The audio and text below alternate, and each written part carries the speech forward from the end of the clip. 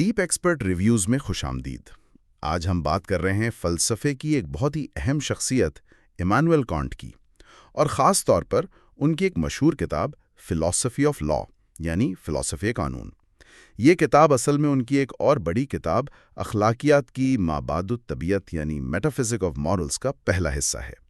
آج جو ہم بات کریں گے وہ ولیم ہیسٹی کے انگریزی ترجمے کے دیباچے اور خود کانٹ کے لکھے پیش لفظ اور تعارف پر مبنی ہوگی۔ مقصد یہ ہے کہ ہم کانٹ کے قانون، حقوق، اخلاقیات، ان سب پر جو بنیادی خیالات ہیں ان کو سمجھ سکیں۔ مطلب یہ کہ خالص عقل کی بنیاد پر وہ کیسے ایک نظام بنانے کی کوشش کرتے ہیں۔ اور ہاں، یہ بھی بتاتے چلیں کہ یہ آڈیوز AI سے بنی ہیں، تو ہو سکتا ہے تلفظ وغیرہ میں کچھ غلطیاں ہوں۔ یہ صرف تعلیمی مقاصد کے لیے ہیں۔ بالکل، اور کانٹ کا یہ کام سمجھنا بہت ضروری ہے، خاص طور پر یہ جاننے کے لیے کہ قانون اور انصاف ان کو صرف عقل کی بنیاد پر کیسے دیکھا جا سکتا ہے، مطلب جذبات یا حالات سے ہٹ کر۔ یہ اپنے آپ میں ایک بڑا دعویٰ ہے، اور آج ہم اسی کو سمجھنے کی کوشش کریں گے۔ ٹھیک ہے، تو پھر شروع کرتے ہیں مترجم ولیم ہیسٹی کے دیباچے سے۔ وہ پس منظر بتاتے ہیں اس کتاب کا، ریکٹس ان ہیرے یا سائنس آف رائٹ۔ یہ 1796 میں شائع ہوئی تھی۔ جی، 1796 میں، اور یہ کانٹ کا آپ کہہ لیں کہ خالص فلسفے میں آخری بڑا کام مانا جاتا ہے۔ اس سے پہلے ان کی وہ 3 مشہور تنقیدیں تو آ ہی چکی تھیں، خالص عقل پر، عملی عقل پر۔ ہاں، کرٹیکس۔ جی، کرٹیکس۔ تو اس کتاب میں وہ اپنی زندگی بھر کی سوچ، خاص طور پر عملی فلسفے والی، اس کا نچوڑ دے رہے تھے۔ اور آتے ہی اس کتاب کو اہمیت ملی، فوراً ترجمے بھی ہوئے لاطینی، فرانسیسی میں۔ ہیسٹی نے ایک دلچسپ بات بھی لکھی ہے کہ کانٹ یہ ایک خاص تاریخی ماحول میں لکھ رہے تھے۔ یورپ میں بڑی گڑبڑ چل رہی تھی، فرانسیسی انقلاب کے بعد کا دور تھا۔ تو کیا کانٹ کا مقصد تھا کہ اس افراتفری میں کوئی عقلی بنیاد فراہم کریں نظم و ضبط کے لیے؟ یقیناً، بالکل۔ ہیسٹی یہی بتاتے ہیں کہ کانٹ یہ جو سماجی اور سیاسی اتھل پتھل تھی اس کے جواب میں کچھ پائیدار آفاقی اصول ڈھونڈ رہے تھے، قانون اور حق کے لیے۔ یہ صرف کوئی کتابی بات نہیں تھی ان کے لیے، وہ اصل دنیا کے مسئلے حل کرنا چاہ رہے تھے۔ اسی لیے تو ہیسٹی نے اسے سیاسی استدلال کے دور کا فلسفیانہ میگنا کارٹا کہا ہے۔ یہ بہت بڑی بات ہے۔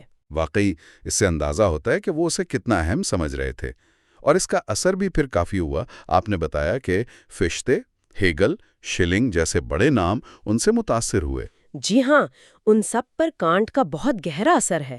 ہیگل نے تو خاص طور پر آپ کہہ لیں کوشش کی کہ کانٹ کے اصولوں کو ایک زیادہ منظم تاریخی شکل دیں۔ تو یہ دکھاتا ہے کہ کانٹ کی بنیاد کتنی مضبوط تھی، بھلے بعد والوں نے اس پر اپنی اپنی طرح سے کام کیا۔ تو پھر کانٹ نے قانون کے تصور میں کیا نئی بات کی؟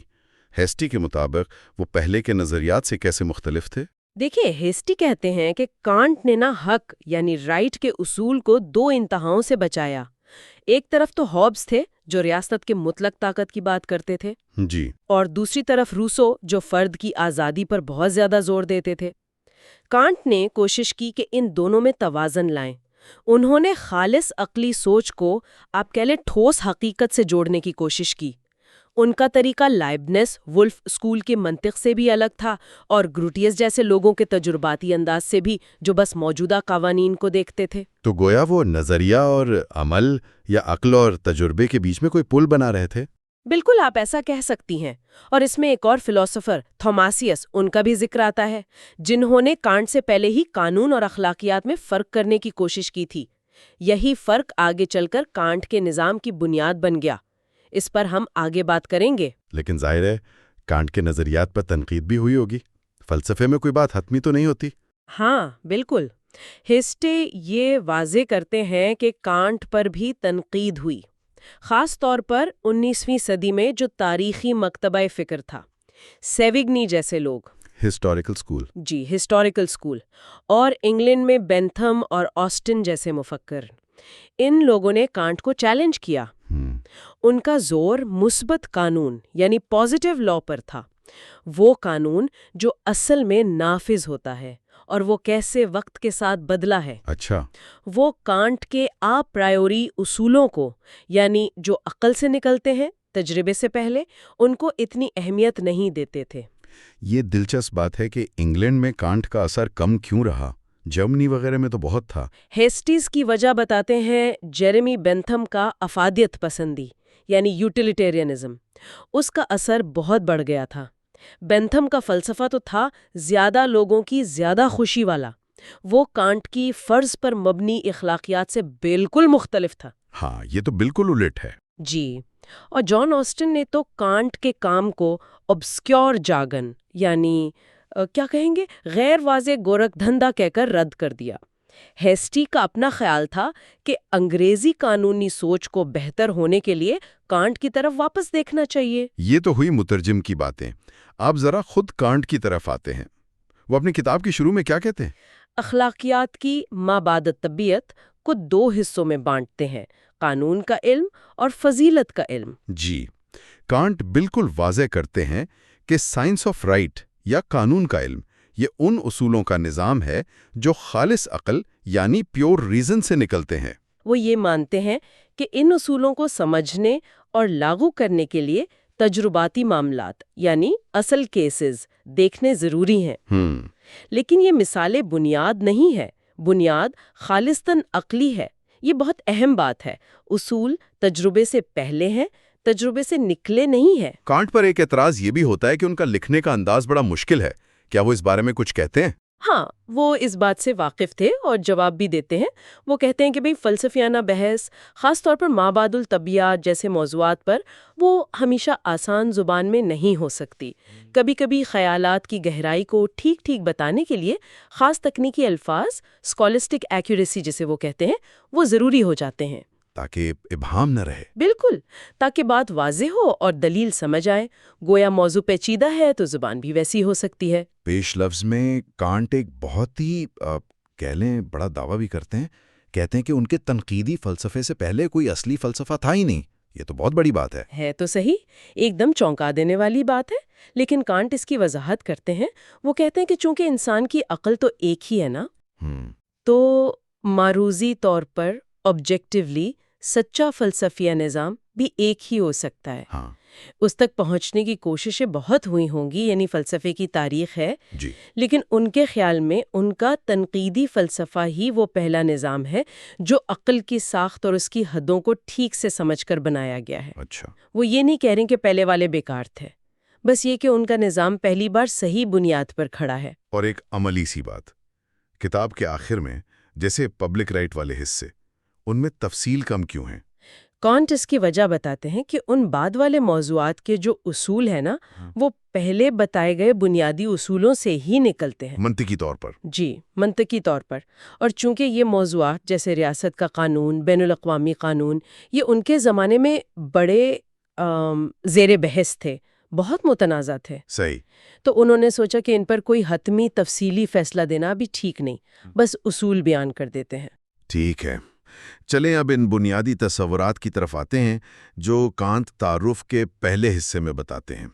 وہ ذہن کی کچھ صلاحیتوں سے شروع کرتے ہیں، جیسے خواہش کی صلاحیت اور احساس، یعنی خوشی یا تکلیف کا احساس۔ یہاں کانٹ ایک باریک نقطہ اٹھاتے ہیں۔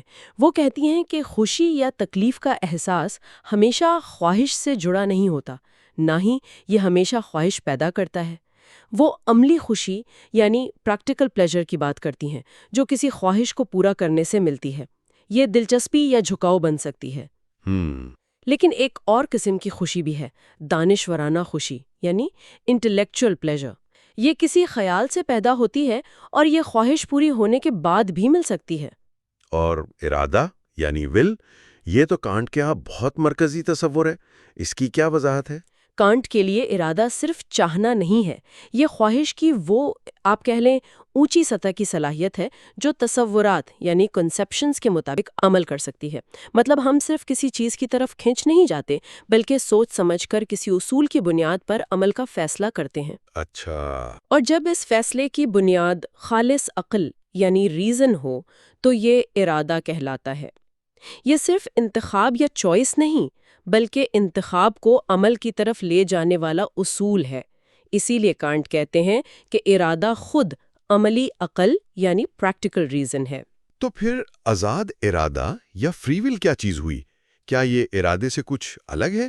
آزاد ارادہ کانٹ کے مطابق وہ ارادہ ہے جسے خالص عقل متعین کر سکے۔ اس کے دو پہلو ہیں۔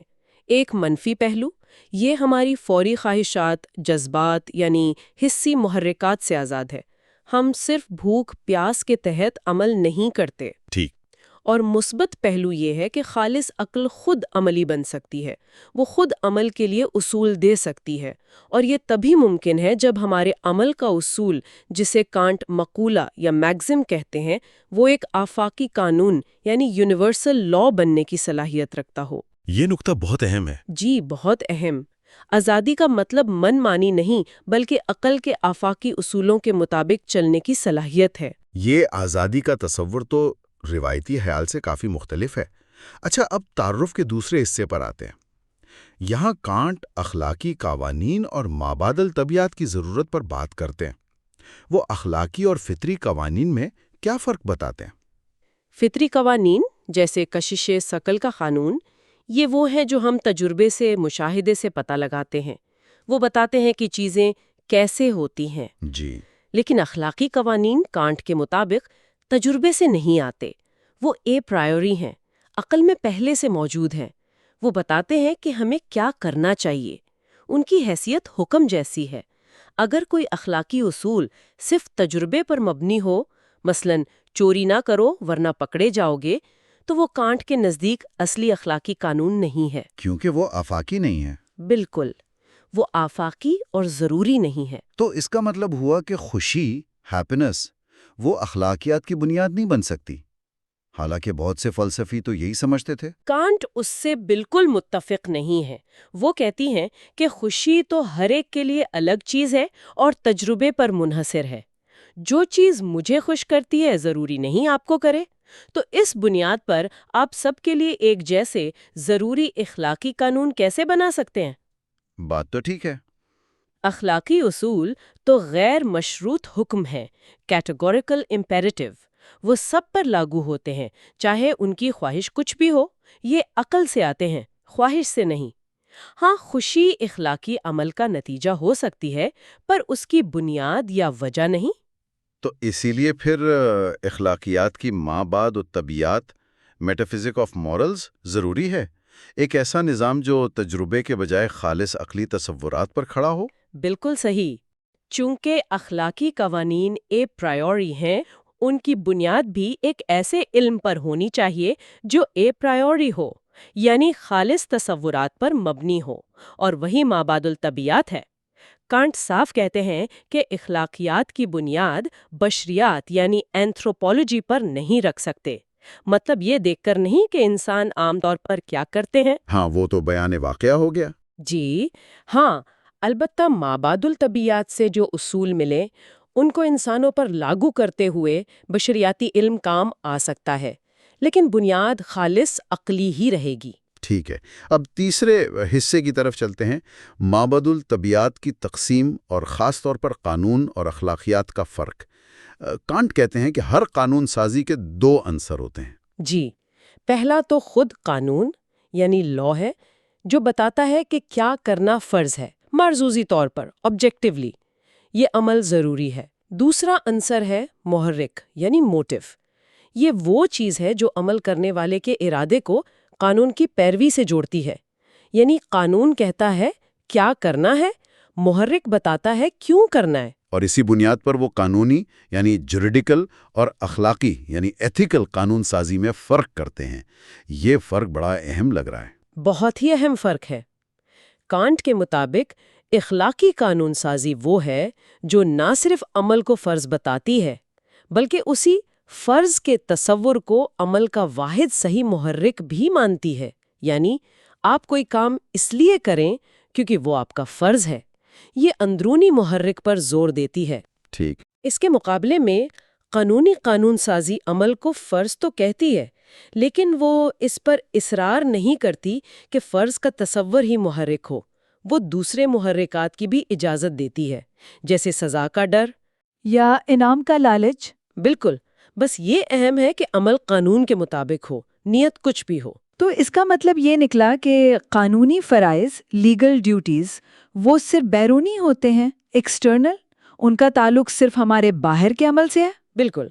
قانون بس یہ دیکھتا ہے کہ آپ نے وہ کام کیا یا نہیں جو قانون کہتا ہے، جبکہ اخلاقی فرائض ایتھیکل ڈیوٹیز وہ اندرونی اور بیرونی دونوں ہو سکتے ہیں. ان کا تعلق صرف عمل سے نہیں، آپ کی نیت سے، آپ کے محرک سے بھی ہے. قانون دیکھے گا کہ آپ نے وعدہ پورا کیا یا نہیں، چاہے ڈر سے کیا ہو. اخلاقیات دیکھے گی کہ آپ نے وعدہ اس لیے پورا کیا کیونکہ یہ آپ کا فرض تھا. تو قانون کے علم، جورسپروڈنس اور اخلاقیات، ایتھکس میں جو بنیادی فرق ہے وہ فرائض کی قسموں کا اتنا نہیں جتنا قانون سازی کے پیچھے جو محرک ہے اس کا ہے. بنیادی فرق یہی ہے. بہت سے فرض مشترک ہو سکتے ہیں. وعدہ پورا کرنا، کسی کو نقصان نہ پہنچانا، یہ قانونی فرض بھی ہیں، اخلاقی بھی. صحیح. لیکن قانون صرف ظاہری عمل دیکھتا ہے اور ضرورت پڑے تو بیرونی دباؤ، کوورژن استعمال کر سکتا ہے. اخلاقیات عمل کے پیچھے کی نیت، فرض کا اندرونی احساس اسے دیکھتی ہے. کانٹ کہتے ہیں کہ اخلاقیات تمام فرائض کو اپنے اندر لے لیتی ہے، قانونی فرائض کو بھی، لیکن وہ ان سب کو فرض کی خاطر فرض کے اونچے محرک کے نیچے لاتی ہے. اس لیے اخلاقیات کا دائرہ قانون سے زیادہ وسیع اور گہرا ہے. یہ بہت واضح ہو گیا. اچھا، اب تعارف کا چوتھا اور آخری حصہ. یہاں کانٹ کچھ اور اہم تصورات کی تعریف کرتے ہیں. سب سے پہلے آزادی یعنی فریڈم. اس پر وہ مزید کیا کہتے ہیں؟ وہ پھر دہراتے ہیں کہ آزادی خالص عقل کا تصور ہے. نظریاتی فلسفے کے لیے یہ ماورائی، ٹرانسینڈنٹ ہے. مطلب ہم تجربے میں اسے براہ راست نہیں دیکھ سکتے. لیکن عملی فلسفے میں؟ ہاں، عملی فلسفے میں اخلاقی قوانین ہی آزادی کا ثبوت ہے. کیونکہ اگر ہم پر کوئی اخلاقی ذمہ داری ہے تو اس کا مطلب ہے کہ ہم آزاد ہیں. گویا تمہیں کرنا چاہیے اس لیے تم کر سکتے ہو. یہ ایک ایسا تصور ہے جسے مانے بغیر ہم اخلاقیات کو سمجھ ہی نہیں سکتے. اور فریضہ یعنی اوبلیگیشن، اور وہ مشہور زمانہ حکم مطلق یا کیٹیگوریکل امپیریٹو. فریضہ کانٹ کے مطابق ایک آزاد شخص پر عائد ہونے والی ضرورت ہے کہ وہ عقل کے غیر مشروط حکم یعنی حکم مطلق کے تحت عمل کرے. حکم مطلق وہ عملی اصول ہے جو کسی عمل کو ضروری بناتا ہے. یہ مشروط نہیں ہوتا، ہائپوتھیٹیکل نہیں ہوتا. جیسے اگر تم صحت مند رہنا چاہتے ہو تو ورزش کرو. یہ تو شرط پر منحصر ہے. جی، حکم مطلق غیر مشروط، کیٹیگوریکل ہوتا ہے. یہ کام کرو بس، بغیر کسی شرط کے، کیونکہ یہ عقلی طور پر ضروری ہے. اس کا امکان کسی باہر کے مقصد پر نہیں بلکہ خود ارادے کی آزادی اور عقل کی قانون بنانے کی صلاحیت پر ہے. کانٹ مزید کچھ ٹرمز کی وضاحت کرتے ہیں: جائز ناجائز، فرض، فعل، فاعل، شخصیت، شے، صحیح غلط، قصور جرم، منصفانہ غیر منصفانہ.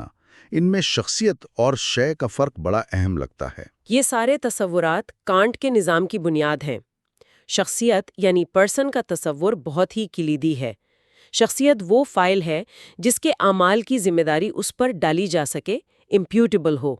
یعنی وہ ایک آزاد، عقلی وجود ہے جو اخلاقی قوانین کو سمجھتا ہے اور ان کے مطابق عمل کرنے یا نہ کرنے کا ذمہ دار ہے. اور شے یا تھنگ؟ شے وہ ہے جس پر ذمہ داری نہیں ڈالی جا سکتی، جیسے پتھر یا کانٹ کے نظام میں جانور بھی.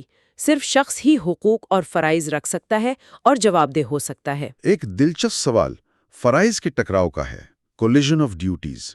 کیا ایسا ہو سکتا ہے کہ دو اخلاقی فرض آپس میں ٹکرا جائیں؟ کانٹ کا جواب بڑا صاف ہے.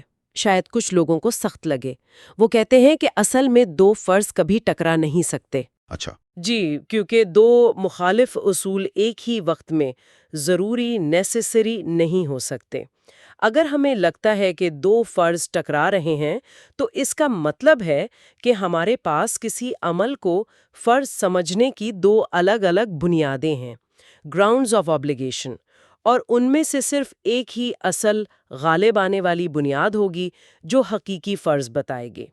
فلسفے کا کام یہی طے کرنا ہے کہ کون سی بنیاد زیادہ مضبوط ہے، یہ نہیں کہ دو متضاد حکم ہیں. اور آخر میں مقولہ یعنی میکسم اور حکم مطلق کا وہ مشہور فارمولا، اس کی پھر سے وضاحت. مقولہ میکسم وہ ذاتی اصول ہے جو کوئی شخص اپنے عمل کے لیے بناتا ہے. مثلاً میں ضرورت مندوں کی مدد کروں گا یا میں اپنا فائدہ دیکھنے کے لیے جھوٹا وعدہ کر لوں گا۔ یہ تو ذاتی اصول ہو گیا۔ جی، سبجیکٹو پرنسپل، حکم مطلق کا بنیادی فارمولا یہ ہے، صرف اسی مقولے کے مطابق عمل کرو جس کے بارے میں تم یہ بھی چاہ سکو کہ وہ ایک آفاقی قانون بن جائے۔ یہ ایک ٹیسٹ ہے۔ کیا آپ چاہیں گے کہ آپ کا ذاتی اصول ہر کوئی ہر جگہ ہر وقت اپنائے؟ اگر نہیں، جیسے اگر سب جھوٹے وعدے کرنے لگیں تو وعدے کا مطلب ہی ختم ہو جائے گا، تو وہ مقولہ اخلاقی طور پر غلط ہے۔ یہ اصول بہت سادہ لگتا ہے مگر بہت طاقتور ہے۔ اور آخر میں وہ آزادی کے تصور پر ایک اور بات کرتے ہیں۔ جی، وہ واضح کرتے ہیں کہ آزادی کا مطلب لا تعلقی کی آزادی نہیں ہے، یعنی یہ صلاحیت نہیں کہ ہم اچھے یا برے، قانون کے حق میں یا خلاف کسی کو بھی چننے میں برابر آزاد ہیں۔ یہ تو آزادی کی صرف منفی تعریف ہوئی کہ ہم جذبات کے غلام نہیں۔ صحیح۔ مثبت طور پر آزادی عقل کی وہ اندرونی طاقت ہے جس سے وہ خود اپنے لیے قانون بناتی ہے۔ اس قانون یعنی اخلاقی قانون سے ہٹنا دراصل آزادی نہیں بلکہ ایک قسم کی کمزوری یا نااہلی، انکیپیسٹی ہے۔ حقیقی آزادی عقل کے قانون کی پیروی میں ہے۔ بہت خوب۔ تو اگر ہم آج کی بات چیت سمیٹیں، ہم نے دیکھا کہ کانٹ کس طرح قانون اور اخلاقیات دونوں کی بنیاد تجربے یا جذبات میں نہیں بلکہ خالص عقل میں رکھتے ہیں۔ انہوں نے قانونی جواز یعنی عمل کا صرف قانون کے مطابق ہونا اور اخلاقی خوبی یعنی عمل کا فرض کی خاطر ہونا میں صاف فرق کیا، اور حکم مطلق کو آفاقی اخلاقی اصولوں کو پرکھنے کا ایک معیار دیا۔ بلا شبہ، اور کانٹ کا یہ کام آج بھی قانون، سیاست اور اخلاقیات کی سوچ کے لیے ایک بنیادی حوالہ ہے۔ یہ ہمیں یاد دلاتا ہے کہ وقتی فائدوں اور بدلتے حالات کے باوجود آفاقی عقلی اصولوں کی تلاش اور ان پر چلنے کی کوشش سماج کے لیے کتنی اہم ہے، خاص طور پر آج کل جب اکثر کہا جاتا ہے کہ ہر چیز نسبتی ہے، ریلیٹو ہے۔ اور یہیں سے ہمارے سننے والوں کے لیے سوچنے کی بات نکلتی ہے۔ کانٹ کا یہ اے پرائری خالص عقلی اصولوں والا نظام آج کی پیچیدہ دنیا کے مسئلوں سے کیسے نمٹ سکتا ہے، جہاں مقامی حالات، ثقافتی فرق، یہ سب بہت اہم لگتے ہیں؟ کیا خالص عقل پر مبنی آفاقی اصول کافی ہیں یا ان میں تبدیلی کی ضرورت ہے؟ اور دوسرا سوال، قانون اور اخلاقیات کا یہ فرق ظاہری عمل بمقابلہ اندرونی نیت، یہ آج ہماری ذاتی، سماجی اور قانونی زندگیوں میں کیسے نظر آتا ہے اور اس کے کیا اثرات ہیں؟ ان سوالات پر غور کرنے کے لیے چھوڑتے ہوئے آج ہمارے ساتھ اس گہری گفتگو میں شامل ہونے کا بہت شکریہ۔ اگر آپ کو یہ بحث پسند آئی اور آپ مستقبل میں بھی ایسے تجزیے سننا چاہتے ہیں تو ہمارے چینل کو سبسکرائب ضرور کریں۔ آپ کا خیر مقدم ہے۔ ہم کانٹ کے فلسفہ قانون پر اپنی گفتگو وہیں سے جوڑ رہے ہیں جہاں پچھلی بار چھوڑی تھی۔ جی بالکل، پچھلی بار ہم نے بنیادی اصولوں پر بات کی تھی۔ جی ہاں، اور آج ہم کچھ زیادہ پیچیدہ معاملات کو دیکھنے والے ہیں، وہ چیزیں جو سخت قانون اور خالص اخلاقیات کے بیچ میں آتی ہیں، جیسے کہ انصاف پسندی اور ضرورت کا حق۔ یہ واقعی دلچسپ موضوعات ہیں۔ بالکل۔ تو آج کا ہمارا مقصد ہے کہ ان مبہم حقوق کو سمجھیں اور پھر دیکھیں کہ کانٹ حقوق و فرائض کو اپنے نظام میں کیسے ترتیب دیتا ہے۔ ٹھیک ہے۔ تو آئیے اس پر در پر موضوع کو سمجھنے کی کوشش کرتے ہیں۔ ہم نے یہ تو دیکھا تھا کہ جو سخت حق ہے، اسٹرکٹ رائٹ، اس کے ساتھ قانون نافذ کرنے کی طاقت ہوتی ہے، یعنی جبر۔ جی۔ لیکن کیا کچھ ایسے حقوق بھی ہیں جو حق تو ہے پر قانون ان پر زبردستی نہیں کر سکتا؟ شاید یہ انصاف پسندی اور ضرورت اسی قسم کے ہیں؟ بالکل، کانٹ انہیں مبہم حقوق کہتا ہے، جس ایکویوکم۔ مبہم اس لیے کہ یہ ایسے غیر واضح حالات سے متعلق ہیں جہاں آپ کہہ سکتے ہیں جج کے لیے فیصلہ کرنا مشکل ہوتا ہے، اچھا، کم از کم سول قانون کے تحت۔ پہلی مثال ہے انصاف پسندی، ایکویٹی یا ایکویٹاس۔ دیکھیں، یہ سمجھنا ضروری ہے کہ یہ کوئی اخلاقی فرض نہیں جیسے خیرات کرنا، ٹھیک ہے، بلکہ یہ حق کی بنیاد پر ایک دعویٰ ہے، ایک کلیم ہے۔ لیکن مسئلہ یہ ہے کہ اس دعوے کو ثابت کرنے کے لیے وہ شرائط نہیں ملتی جن پر جج فیصلہ دے سکے۔ کوئی مثال؟ جی، کانٹ ایک مثال دیتا ہے۔ فرض کریں ایک تجارتی کمپنی ہے، اس میں ایک پارٹنر نے دوسروں سے زیادہ محنت کی، نقصان بھی زیادہ اٹھایا۔ اب وہ سمجھتا ہے کہ انصاف کا تقاضا ہے کہ اسے منافع میں زیادہ حصہ ملے۔ معقول بات لگتی ہے۔ معقول ہے، لیکن اگر معاہدے میں اس کا ذکر نہیں تو جج کیسے فیصلہ کرے کہ کتنا زیادہ؟ سخت قانون تو معاہدے کو دیکھے گا۔ تو اس کا دعویٰ خارج ہو جائے گا؟ سخت قانون کے تحت جی ہاں۔ ایک اور مثال وہ دیتا ہے کرنسی کی قدر گرنے کی۔ ملازم کو سال کے آخر میں تنخواہ ملی، لیکن اس دوران روپے کی قدر آدھی رہ گئی۔ معاہدے کے مطابق تو پوری رقم ملی، لیکن اصل میں تو بہت کم ملی۔ بالکل۔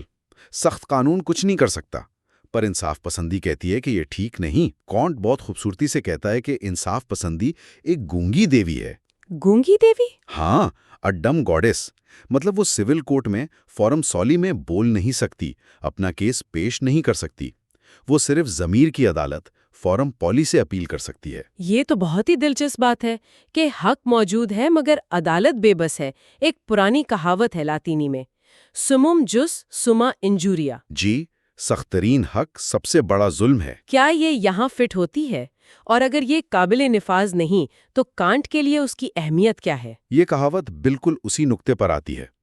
یہ دکھاتی ہے کہ کبھی کبھی قانون پر حرف بحرف عمل کرنا ہی ناانصافی بن جاتا ہے۔ رسمی قانون کی اپنی حدیں ہیں، صحیح۔ تو انصاف پسندی بھلے ہی سول کورٹ میں نافذ نہ ہو سکے، اہم اس لیے ہے کہ وہ قانون کی ان حدود کو سامنے لاتی ہے، وہ ضمیر کو جھنجھوڑتی ہے۔ اچھا، ایک یاد دہانی کے طور پر۔ جی، کہ قانونی حقائق ہمیشہ اخلاقی حقائق نہیں ہوتے۔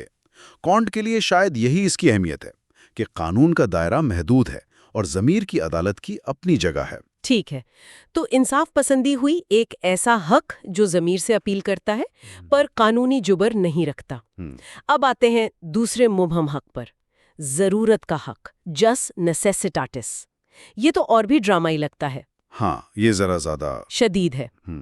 اپنی جان بچانے کے لیے کسی دوسرے بے قصور کی جان لینے کا حق، کیا کانٹ واقعی اسے حق مانتا ہے؟ یہ تو بہت ہی متنازع لگتا ہے۔ یہاں بہت احتیاط کی ضرورت ہے۔ پہلی بات، یہ اپنے دفاع کا معاملہ نہیں ہے، یعنی جب کوئی آپ پر حملہ کر رہا ہو۔ ٹھیک ہے۔ ضرورت کا حق اس صورتحال میں آتا ہے جہاں آپ کی جان خطرے میں ہے اور اسے بچانے کے لیے آپ کسی ایسے کو نقصان پہنچاتے ہیں جس نے آپ کو کوئی نقصان نہیں پہنچایا تھا۔ وہ جہاز والی مثال۔ جی، وہی مشہور مثال۔ دو لوگ ڈوب رہے ہیں، ایک تختہ ہے جو ایک کو بچا سکتا ہے، ایک نے دوسرے کو دھکا دے کر اپنی جان بچا لی۔ کانٹ کا تجزیہ یہاں بہت آپ کہہ سکتے ہیں باریک ہے۔ وہ کیسے؟ وہ کہتا ہے کہ یہاں بنیادی تضاد یہ ہے کہ جبر تو ہے، یعنی طاقت کا استعمال، لیکن یہ حق کے بغیر ہے۔ اس کی دلیل یہ ہے کہ کوئی بھی فوجداری قانون، چاہے موت کی سزا ہی کیوں نہ ہو، ایسے عمل کو روک نہیں سکتا۔ کیوں نہیں روک سکتا؟ کیونکہ ڈوبنے کا جو فوری اور یقینی خوف ہے، وہ مستقبل میں ملنے والی کسی غیر یقینی سزا کے خوف پر ہمیشہ غالب رہے گا۔ منطقی طور پر انسان اپنی جان بچانے کی کوشش کرے گا۔ تو کیا کانٹ اسے جائز سمجھ رہا ہے کہ ٹھیک کیا اس نے؟ نہیں، بالکل نہیں۔ یہی تو کانٹ کا اہم نقطہ ہے۔ وہ کہتا ہے کہ ایسے عمل کو مکمل طور پر قابل مذمت نہیں سمجھا جانا چاہیے، اچھا، لیکن اسے سزا سے مستثنا سمجھا جانا چاہیے۔ فرق سمجھے؟ عمل غلط ہے، یہ کوئی حق نہیں ہے، لیکن قانون اسے سزا نہیں دے سکتا یا سزا دینا مؤثر نہیں ہے۔ تو یہ سزا سے چھوٹ ہے، حق نہیں، امپیونٹی ہے۔ بالکل، یہ سزا سے استثناء ایک موضوعی سبجیکٹو حقیقت ہے، یعنی یہ مجرم کی حالت اور قانون کے عملی حدود سے متعلق ہے۔ یہ کوئی معروضی آبجیکٹو قانونیت نہیں ہے۔ کانٹ تنقید کرتا ہے کہ قانون دان اکثر اس موضوعی استثناء کو غلطی سے معروضی حق سمجھ لیتے ہیں۔ یعنی وہ سمجھتے ہیں کہ ضرورت نے اسے جائز بنا دیا؟ جی ہاں، جبکہ کانٹ کے نزدیک وہ غلط ہی رہتا ہے، بس سزا کے قابل نہیں رہتا۔ اچھا، اب سمجھ آئی۔ اور وہ جو مقولہ ہے نیسیسٹس نان ہیبیٹ لیگم، ضرورت کا کوئی قانون نہیں ہوتا، کانٹ اسی کا حوالہ دیتا ہے، لیکن اس کی تشریح یہ نہیں کہ ضرورت سب کچھ جائز کر دیتی ہے، بلکہ یہ کہ ضرورت قانون کے نفاذ کو بعض اوقات ناممکن بنا دیتی ہے۔ ضرورت غلط کو صحیح نہیں بناتی۔ بالکل۔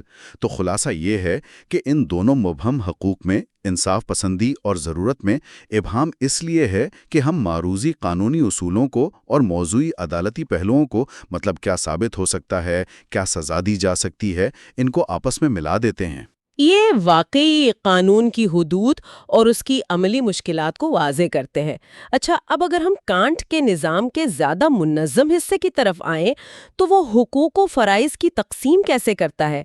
میں نے سنا ہے وہ ایلپن کے فارمولوں کا ذکر کرتا ہے۔ جی ہاں، وہ اپنے نظام کو منظم کرنے کے لیے قدیم رومی قانوندان ایلپن کے 3 مشہور اصولوں کو استعمال کرتا ہے، لیکن ان کی تشریح اپنے خاص فلسفیانہ انداز میں کرتا ہے۔ وہ 3 اصول کیا ہیں؟ پہلا ہے آنیسٹے ویوے، یعنی صحیح طور پر جیو یا ایمانداری سے جیو۔ ٹھیک ہے۔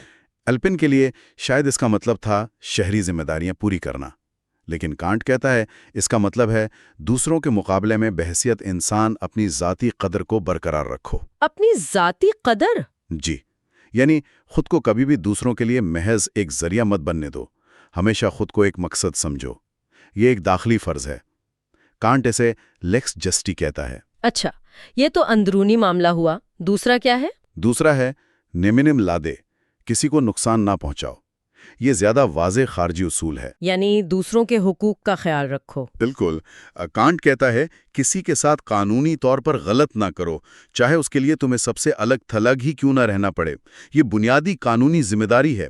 کانٹ اسے لیکس جوریڈیکا کہتا ہے۔ ٹھیک ہے، اور تیسرا؟ تیسرا ہے سوم کیوی کے ٹریبیوے، عام طور پر ترجمہ کرتے ہیں ہر ایک کو اس کا حق دو۔ جی، لیکن کانٹ کہتا ہے یہ ترجمہ ٹھیک نہیں، کیونکہ جو چیز پہلے ہی کسی کی ہے وہ آپ اسے دے کیسے سکتے ہیں؟ ہاں یہ بات تو ہے۔ تو کانٹ اس کی تشریح کرتا ہے اگر تم دوسروں سے تعلقات سے بچ نہیں سکتے تو ان کے ساتھ ایک ایسے معاشرے میں داخل ہو جاؤ جہاں ہر ایک کی ملکیت محفوظ ہو جائے۔ تو یہ معاشرے یا ریاست میں داخل ہونے کا تقاضا ہے؟ جی ہاں، ایک شہری حالت سول سٹیٹ میں داخل ہونے کا جہاں قانون سب کے میرا اور تیرا کو تحفظ دے۔ یہ لیکس جسٹیچیا ہے، انصاف کا قانون۔ تو یہ تینوں مل کر ایک پورا نظام بناتے ہیں۔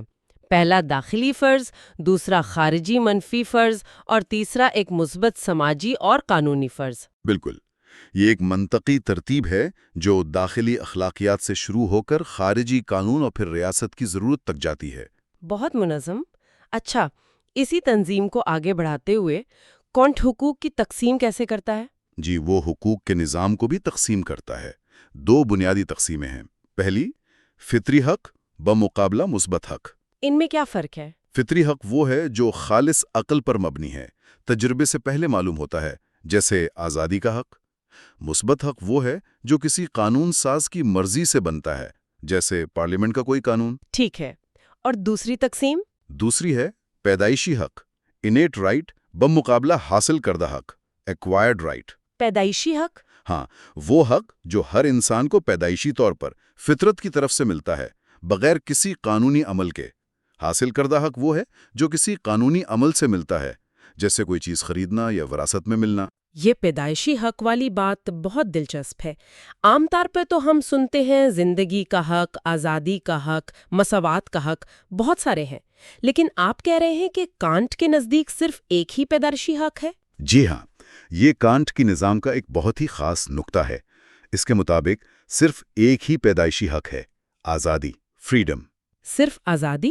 جی، لیکن اس کی تعریف بھی خاص ہے۔ آزادی یعنی دوسرے کی جبری مرضی سے آزادی، جہاں تک یہ آزادی ایک عالمگیر قانون کے مطابق ہر ایک کی آزادی کے ساتھ ہم آہنگ ہو سکے۔ یعنی میری آزادی وہاں ختم ہوتی ہے جہاں سے دوسرے کی شروع ہوتی ہے۔ بالکل۔ اب سوال یہ ہے کہ باقی حقوق کہاں گئے؟ مساوات وغیرہ؟ جی، وہی میں سوچ رہی تھی۔ کانٹ کہتا ہے کہ پیدائشی مساوات یعنی کوئی مجھے اتنا ہی پابند کر سکتا ہے جتنا میں اسے، یا اپنی مرضی کا مالک ہونا، یا قانونی طور پر بے گناہ ہونا جب تک جرم ثابت نہ ہو، یہاں تک کہ اپنے خیالات کا اظہار کرنا۔ یہ سب الگ الگ پیدائشی حقوق نہیں ہے۔ نہیں ہے؟ تو پھر کیا ہے؟ یہ سب اسی ایک بنیادی حق یعنی آزادی کے مختلف پہلو ہیں یا اسی میں شامل ہیں۔ انہیں الگ الگ گنوانے کی وجہ صرف عملی سہولت ہے، قانونی بحث میں آسانی کے لیے، لیکن نظریاتی طور پر بنیاد صرف ایک ہے، آزادی۔ یہ تو واقعی حقوق کے بارے میں سوچنے کا ایک بالکل نیا انداز ہے۔ سب کچھ آزادی سے نکل رہا ہے۔ اچھا، ایک اور تقسیم جو عام طور پر کی جاتی ہے، فطری حق بمقابلہ سماجی حق، کانٹ اسے مانتا ہے؟ کانٹ اس تقسیم کو بھی تھوڑا بہتر بناتا ہے۔ وہ کہتا ہے سماجی حق کی اصطلاح ذرا مبہم ہے۔ اچھا، صحیح تقسیم ہے فطری حق بمقابلہ شہری حق۔ فطری حق وہ ہے جو فطرت کی حالت میں بھی ہو سکتا ہے، یہ بنیادی طور پر نجی حق ہے، پرائیویٹ رائٹ ہے۔ شہری حق وہ ہے جو شہری حالت میں ہوتا ہے، یہ عوامی حق ہے، پبلک رائٹ ہے۔ تو فطرت کی حالت کا الٹ سماجی حالت نہیں بلکہ شہری حالت ہے؟ جی، کانٹ کے لیے یہی اہم ہے، کیونکہ معاشرہ تو فطرت کی حالت میں بھی ہو سکتا ہے، جیسے خاندان یا قبیلہ، لیکن شہری حالت وہ ہے جہاں باقاعدہ عوامی قوانین کے ذریعے میرا اور تیرا کو محفوظ بنایا جاتا ہے۔ میرا اور تیرا، یہیں سے تو اصل مسئلہ شروع ہوتا ہے کہ کوئی چیز قانوناً میری کیسے بنتی ہے، خاص طور پر جب وہ میرے ہاتھ میں نہ ہو۔ بالکل۔ اگر میری کتاب میز پر پڑی ہے اور میں کمرے میں نہیں، کوئی اٹھا لے تو مجھے برا لگے گا، نقصان محسوس ہوگا، لیکن وہ اس وقت میری کیسے ہے جب میں اسے چھو بھی نہیں رہی؟ کانٹ اس خارجی قبضے ایکسٹرنل پوزیشن کی وضاحت کیسے کرتا ہے؟ یہ کانٹ کے قانونی فلسفے کا آپ کہہ سکتے ہیں دل ہے، اور یہاں وہ ایک بہت ہی اہم تصور لاتا ہے۔ وہ کہتا ہے قبضے کے دو مطلب ہیں، ایک تو ہے حسی یا تجربائی قبضہ، یعنی جسے ہم چھو سکتے ہیں، ہاتھ میں پکڑنا۔ جی بالکل، فزیکل ڈیٹینشن، لیکن قانون کے لیے کافی نہیں۔ قانون کو ایک دوسرے قسم کے قبضے کی ضرورت ہے، جسے کانٹ کہتا ہے عقلی یا قابل فہم قبضہ، ریشنل یا انٹیلیجبل پوزیشن۔ عقلی قبضہ؟ جی، اور اس کے لیے وہ لاطینی اصطلاح استعمال کرتا ہے، پوزیسیو نومینون۔ پوزیسیو نومینون، جی، یہ کیا چیز ہے؟ یہ ایک ایسا قبضہ ہے جو جسمانی گرفت پر منحصر نہیں، یہ خالصتاً عقل اور قانون سے قائم ہوتا ہے۔ کانٹ کہتا ہے کہ کسی چیز کو واقعی میرا بنانے کے لیے، اس پر قانونی حق کی ملکیت قائم کرنے کے لیے، اس عقلی قبضے کا امکان ضروری ہے۔ یہی چیز مجھے اپنی گاڑی کا مالک بناتی ہے، چاہے وہ پارکنگ میں کھڑی ہو۔ یعنی ایک غیر جسمانی عقلی قبضہ؟ یہ تو بالکل نیا تصور ہے، لیکن اس کی بنیاد کیا ہے؟ کانٹ اسے جائز کیسے ٹھہراتا ہے؟ میں نے عملی عقل کا قانونی مفروضہ کے بارے میں پڑھا تھا۔ بالکل، چونکہ یہ قبضہ حسی تجربے سے باہر ہے تو اسے تجربے سے ثابت نہیں کر سکتے، اسے خالص عملی عقل کی بنیاد پر قائم کرنا ہوگا۔ کانٹ کا قانونی مفروضہ جوریڈیکل پوسٹولیٹ یہی کرتا ہے۔ وہ مفروضہ کیا کہتا ہے؟ وہ کہتا ہے یہ ممکن ہے کہ میری مرضی کی کوئی بھی خارجی شے قانونی طور پر میری ہو، مطلب کوئی ایسا قانون نہیں ہو سکتا جو کہے کہ ساری چیزیں ہمیشہ سب کی مشترکہ رہیں گی یا کسی کی نہیں ہوں گی۔ ریس نولیس۔ کیوں نہیں ہو سکتا ایسا قانون؟ کیونکہ عقل ہماری مرضی کو قوانین دیتی ہے، اور مرضی کا تعلق عمل اور خارجی دنیا سے ہے۔ اگر ہم قابل استعمال چیزوں کو استعمال ہی نہ کر سکیں، ان پر قبضہ ہی نہ کر سکیں، تو ہماری خارجی آزادی محدود ہو جائے گی۔ تو یہ مفروضہ ہمیں اجازت دیتا ہے؟ جی، یہ ایک اجازتی قانون ہے، پرمیسیو لا۔ یہ حکم نہیں دیتا کہ قبضہ کرو، بلکہ یہ ہمیں ایک حق یا اہلیت دیتا ہے کہ ہم دوسروں پر یہ ذمہ داری ڈال سکیں کہ وہ ان چیزوں سے دور رہیں جن پر ہم نے عقلی طور پر قبضہ کر لیا ہے، چاہے ہم انہیں جسمانی طور پر پکڑے نہ ہوں۔ یہی پوزیسیو نومینن کی عقلی بنیاد ہے۔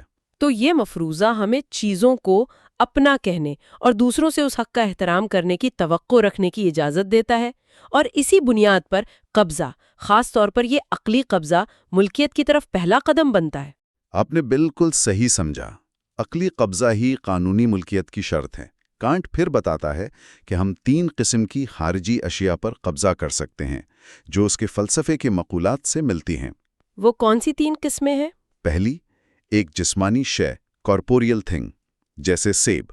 یہ صرف تب میرا نہیں جب ہاتھ میں ہے، بلکہ جب میز پر رکھا ہے تب بھی، یا زمین کا ٹکڑا۔ یہاں پوزیسیو نومینون واضح ہے۔ ٹھیک ہے۔ دوسرے کی مرضی کا ایک خاص عمل یا کارکردگی، پرفارمنس، جیسے کسی کا وعدہ کہ وہ میرے لیے یہ کام کرے گا۔ میں صرف کام مکمل ہونے پر مالک نہیں، بلکہ میں پہلے سے اس کی مرضی کے اس عمل کا مالک ہوں جس کا وعدہ ہوا ہے۔ یعنی وعدے پر حق۔ جی۔ تیسری، کسی دوسرے شخص کی حالت، اسٹیٹ، کسی تیسرے کے تعلق سے۔ یہاں کانٹ گھریلو تعلقات کی مثال دیتا ہے، بیوی، بچہ، نوکر۔ وہ کہتا ہے کہ ان کا تعلق صرف جسمانی کنٹرول کی وجہ سے نہیں، بلکہ ان کی حالت یا حیثیت قانونی طور پر میرے ساتھ منسلک ہے۔ یہاں یہ یاد رکھنا ضروری ہے کہ کانٹ کے یہ خیالات آج تنقید کا نشانہ بنتے ہیں، لیکن وہ انہیں عقلی قبضے کی مثال کے طور پر پیش کرتا ہے۔ تو یہ تینوں مثالیں دکھاتی ہیں کہ قانونی قبضہ صرف ہاتھ میں پکڑنے سے بہت آگے کی چیز ہے۔ بالکل، یہ ایک عقلی قانونی تصور ہے۔ کانٹ خارجی میرا کی 2 تعریفیں بھی کرتا ہے، اسمی اور حقیقی۔ ان میں کیا فرق ہے؟ جی، اسمی یا نومنل تعریف یہ ہے، میرے باہر کوئی چیز جس کے استعمال سے کوئی مجھے روکے تو مجھے نقصان پہنچے۔ یہ تھوڑی کمزور ہے، نقصان کے احساس پر مبنی ہے۔ ٹھیک ہے۔ حقیقی یا ریئل تعریف زیادہ قانونی ہے۔ میرے باہر کوئی چیز جس کا اگر کوئی دوسرا میری مرضی کے خلاف استعمال کرے تو یہ عمل بذات خود ایک غلطی ہو، چاہے اس پر میرا جسمانی قبضہ نہ ہو اور چاہے مجھے کوئی محسوس ہونے والا نقصان نہ ہو۔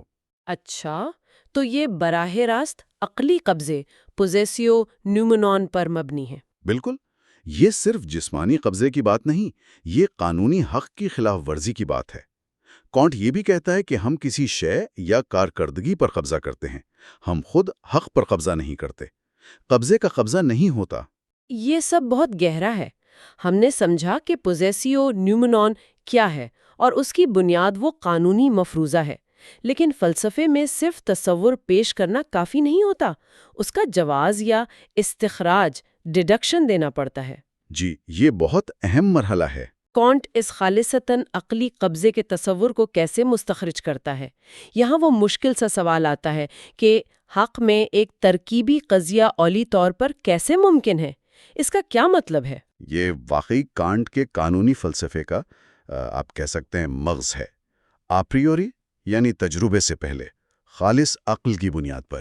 ترکیبی قضیہ وہ ہے جو موضوع کے تصور میں کچھ نیا اضافہ کرے، جو صرف اس کی وضاحت نہ ہو۔ ٹھیک ہے۔ اب حق کے قوانین آپریوری ہیں، عقل سے آتے ہیں۔ اگر ہم تجربی قبضے کی بات کریں، جیسے میں نے سیب ہاتھ میں پکڑا ہے، اسے چھیننا غلط ہے، تو یہ تحلیلی ہے۔ پکڑنے کے تصور میں ہی مداخلت کا خیال شامل ہے۔ صحیح۔ لیکن جب ہم کہتے ہیں یہ زمین میری ہے چاہے میں یہاں نہ ہوں، یعنی پوزیشیو نیومنون کی بات کرتے ہیں، تو یہ ترکیبی ہے۔ زمین یا میرا ہونا کے تصور میں لازماً یہ شامل نہیں کہ غیر موجودگی میں بھی ملکیت ہو۔ یہ تجربے سے آگے کی بات ہے۔ تو یہ ایک ترکیبی آپریوری قضیہ ہے۔ سوال یہ ہے کہ یہ ممکن کیسے ہے؟ جی، کانٹ کا سوال ہے کہ ہم عقل کی بنیاد پر ایسے نئے قانونی حقائق کیسے قائم کرتے ہیں؟ اس کا جواب وہی قانونی مفروضہ ہے۔ چونکہ خارجی آزادی کے لیے خارجی اشیاء پر قبضہ ضروری ہے، اور یہ قبضہ صرف جسمانی نہیں ہو سکتا، اس لیے عقل لازماً پوزیشیو نیومنون کے امکان کو تسلیم کرتی ہے۔ یہ عقل کے عملی اطلاق کا لازمی نتیجہ ہے۔ تو مفروضہ ہی اس ترکیبی قضیے کو ممکن بناتا ہے۔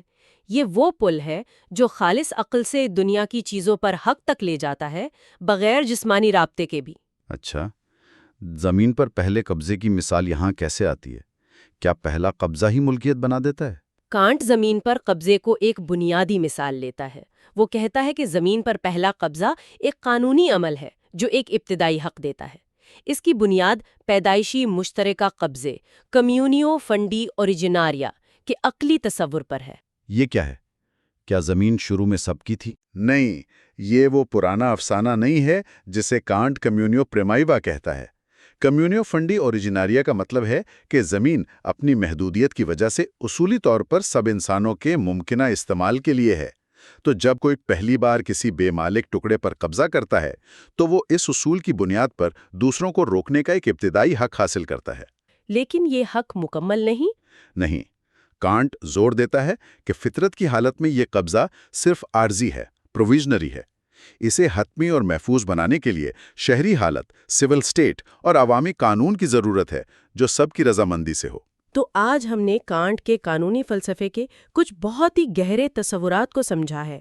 ہم نے مبہم حقوق جیسے انصاف پسندی اور ضرورت سے شروع کیا جو قانون کی حدود دکھاتے ہیں۔ جی، پھر ہم نے دیکھا کہ کانٹ فرائض اور حق کو کیسے منظم کرتا ہے، خاص طور پر آزادی کے واحد پیدائشی حق کو، اور پھر خارجی قبضے کا پیچیدہ مسئلہ۔ ہاں، اور اس میں سب سے اہم وہ عقلی قبضہ پوزیشیو نیومن جو جسمانی قبضے سے الگ ہے۔ بالکل، اور یہی عقلی قبضہ خارجی میرا اور تیرا کے پورے قانونی نظام کی بنیاد ہے۔ یہ قانونی مفروضے سے نکلتا ہے اور اسی سے حق میں ترکیبی اولیاء قضیہ ممکن ہوتے ہیں۔ یہ سمجھنا ضروری ہے کہ یہ دنیا کیسی ہے اس بارے میں نہیں، یہ نظریاتی علم نہیں، یہ عملی عقل کے بارے میں ہے کہ آزادی کے قانون کے تحت ہماری مرضی اور حقوق کیسے متعین ہوتے ہیں۔ یہ گفتگو واقعی بہت فکر انگیز رہی، لیکن ظاہر ہے کانٹ کا نظام بہت وسیع ہے اور بات ابھی ختم نہیں ہوئی، خاص طور پر یہ کہ یہ عقلی قبضہ عملی طور پر کیسے حاصل ہوتا ہے۔ جی، حصول ملکیت کا پورا عمل ابھی باقی ہے۔ تو اگلی نشست میں ہم اسی پر بات کریں گے کہ کانٹ کے مطابق خارجی حصول ملکیت کیسے ہوتا ہے اور اس کی شرائط کیا ہیں۔ اور جاتے جاتے سامعین کے لیے ایک سوال چھوڑتے ہیں۔ کانٹ کہتا ہے کہ محفوظ میرا اور تیرا صرف شہری ریاست میں ممکن ہے۔ تو فطرت کی حالت میں یہ جو عارضی قبضہ ہے، یہ انفرادی دعووں اور اجتماعی قانون کی ضرورت کے درمیان جو تناؤ ہے، اس کے بارے میں کیا بتاتا ہے؟ کیا ہر انفرادی حق کا دعویٰ لازماً اجتماعی قانون کی طرف اشارہ کرتا ہے؟ اس گہری گفتگو میں ہمارے ساتھ رہنے کا شکریہ۔ امید ہے آپ اگلی نشست میں بھی ہمارے ساتھ ہوں گے۔ تب تک کے لیے اجازت چاہتی ہوں۔ بہت شکریہ، خدا حافظ۔ اچھا، تو آئیے وہیں سے شروع کرتے ہیں جہاں پچھلی بار بات چھوڑی تھی، جب ہم کانٹ کے فلسفہ قانون کے متن کی گہرائیوں میں اتر رہے تھے۔ جی بالکل۔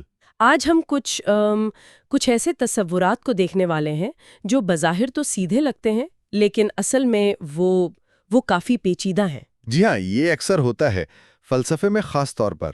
تو چلیں ان کو کھولتے ہیں۔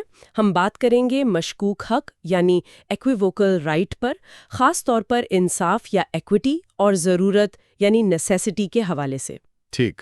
اور پھر دیکھیں گے کہ حقوق کو بنیادی طور پر کیسے تقسیم کیا گیا ہے، جیسے فطری حق بامقابلہ مثبت حق اور پیدائشی حق بامقابلہ حاصل کردہ حق۔ یہ ساری چیزیں میرا خیال ہے قانون اور انصاف کی ہماری سمجھ کے لیے بہت بنیادی ہیں۔ بالکل، اور یہ تصورات اہم اس لیے بھی ہیں کیونکہ یہ ہمیں دکھاتے ہیں کہ قانونی نظام کی آپ کہہ لیں حدود کہاں ہیں اور اخلاقی استدلال کہاں سے شروع ہوتا ہے۔ خاص طور پر جب قانون واضح نہ ہو۔ جی، خاص طور پر ان حالات میں جہاں قانون کے واضح اصول لاگو نہیں ہو پاتے یا پھر جہاں بات انسان کی بنیادی بقا کی آ جائے۔ یہ ہمیں قانون کی حدیں اور اخلاقی فیصلوں کی نزاکتیں سمجھاتے ہیں۔ ٹھیک ہے، تو شروعات کرتے ہیں مشکوک حق سے، جسے متن میں جس ایکویووکم کہا گیا ہے۔ تو یہ وہ حقوق ہیں جہاں قانون واضح طور پر زبردستی کرنے کا حق نہیں دیتا۔ جی بالکل، قانون ان کے نفاذ کے لیے طاقت کے استعمال کی اجازت نہیں دیتا۔ متن اس کی دو خاص قسمیں بتاتا ہے، ایک انصاف یا ایکوٹی جسے ایکویٹس بھی کہا گیا ہے، اور دوسرا ضرورت کا حق۔ جی، رائٹ آف نیسیسٹی۔ پہلے ایکوٹی کو دیکھتے ہیں۔ یہ سمجھنا بہت ضروری ہے کہ یہ کوئی آپ کہہ لیں کسی کی بھلائی یا خیرات کا اخلاقی مطالبہ نہیں ہے، اچھا، بلکہ یہ ایک ایسا حق ہے جس پر کوئی شخص زور دے رہا ہے، لیکن جج کے پاس وہ قانونی شرائط نہیں ہے جن کی بنیاد پر وہ اس دعوے کو پورا کر سکے۔ مثال سے سمجھائیں گے؟ جی، مثال کے طور پر متن میں ایک تجارتی کمپنی کے پارٹنر کا ذکر ہے جس نے شاید دوسروں سے زیادہ کام کیا، زیادہ محنت کی اور نقصان بھی زیادہ اٹھایا۔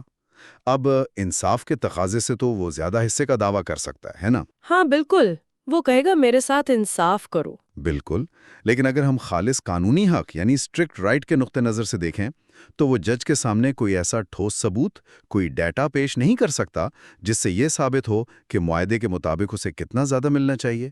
اوہ اچھا، معاہدے میں شاید لکھا ہی نہ ہو کہ محنت کے حساب سے حصہ ملے۔ عین ممکن ہے، تو قانون کے ہاتھ بند ہیں، جج اضافی حصے کا دعویٰ منظور نہیں کر سکتا۔ ایک اور مثال دی ہے گھریلو ملازم کی۔ ہاں، وہ کرنسی والی۔ جی، جسے سال کے آخر میں تنخواہ ملی لیکن کرنسی کی قدر کم ہو گئی۔ اب وہ نقصان سے بچنے کا دعویٰ کر سکتا ہے، مگر صرف انصاف، ایکوٹی کی بنیاد پر، کیونکہ معاہدے میں اس بارے میں کچھ نہیں لکھا تھا اور جج غیر واضح شرائط پر فیصلہ نہیں دے سکتا۔ تو مت نے اسے کیا کہا تھا؟ گونگی دیوی؟ جی، ایک گونگی دیوی جو حق کی سماعت کا دعویٰ نہیں کر سکتی، یعنی ایک خاموش التجا ہے جسے قانون سن نہیں سکتا۔ واہ، یہ تو بڑی گہری بات ہے۔ ہاں، اور اسی لیے کانٹ کہتا ہے کہ عدالت انصاف، کورٹ آف ایکوٹی کا تصور ہی متضاد ہے۔ انصاف کا تعلق تو ضمیر کی عدالت سے ہے، اندرونی احساس سے، جبکہ حق کا ہر سوال دیوانی عدالت میں یعنی قانونی نظام میں طے ہوتا ہے۔ اور وہ کہاوت سخت ترین حق۔ سمم جوس سما انجوریا، سخت ترین حق سب سے بڑا ظلم ہے۔ کبھی کبھی قانون پر حرف بحرف عمل کرنا ہی ناانصافی بن جاتا ہے۔ یہ واقعی غور طلب بات ہے۔ اچھا، اب آتے ہیں دوسری قسم پر، ضرورت کا حق، جسٹ نیسیسٹیز۔ یہ تو سننے میں ہی خطرناک لگتا ہے۔ اپنی جان بچانے کے لیے کسی بے قصور کی جان لے لیں نا۔ بالکل، یہ تصور بظاہر بہت متضاد ہے، اور یہ واضح کرنا ضروری ہے کہ یہ اپنے دفاع یا سیلف ڈیفنس کا معاملہ نہیں ہے۔ یعنی کوئی آپ پر حملہ نہیں کر رہا؟ جی نہیں، یہ تو اس شخص کے خلاف طاقت استعمال کرنے کی اجازت کا سوال ہے جس نے آپ پر کوئی تشدد نہیں کیا۔ متن بالکل واضح کرتا ہے کہ ایسے حق کو موضوعی طور پر یعنی خالص عقل کی بنیاد پر قانون کے مطابق نہیں سمجھا جا سکتا۔ تو پھر اسے حق کیوں کہا جا رہا ہے؟ اسے صرف موضوعی طور پر سبجیکٹیولی دیکھا جاتا ہے، مطلب اس اندازے کی بنیاد پر کہ ایسی انتہائی صورتحال میں عدالت کیا فیصلہ دے گی یا دے سکتی ہے۔ وہ جہاز والی مثال یہاں آتی ہے؟ جی ہاں، کہ جہاز ٹوٹ گیا، دو لوگ ایک تختے پر ہیں جو صرف ایک کو بچا سکتا ہے۔ اگر ایک دوسرے کو دھکیل کر اپنی جان بچاتا ہے تو کانٹ کہتا ہے کہ کوئی ایسا فوجداری قانون نہیں ہو سکتا جو اسے اس عمل پر سزائے موت دے۔ کیوں؟ کیا یہ عمل جائز ہو گیا؟ نہیں، جائز نہیں ہوا۔ وجہ یہ ہے کہ قانون کی طرف سے موت کی سزا کا خوف اس لمحے میں اپنی یقینی موت کے خوف سے زیادہ طاقتور نہیں ہو سکتا۔ قانون کا جو مقصد ہے لوگوں کو جرم سے روکنا، وہ یہاں پورا ہی نہیں ہو سکتا۔ قانون بے اثر ہو جاتا ہے۔ اچھا، تو یہ قانون کی اپنی عملی حدود کی بات ہے، نہ کہ اس عمل کے صحیح ہونے کی؟ بالکل، یہ الجھن اس لیے ہوتی ہے کہ ہم معروضی، اصولی اور موضوعی عملی عدالتی بنیادوں کو ملا دیتے ہیں۔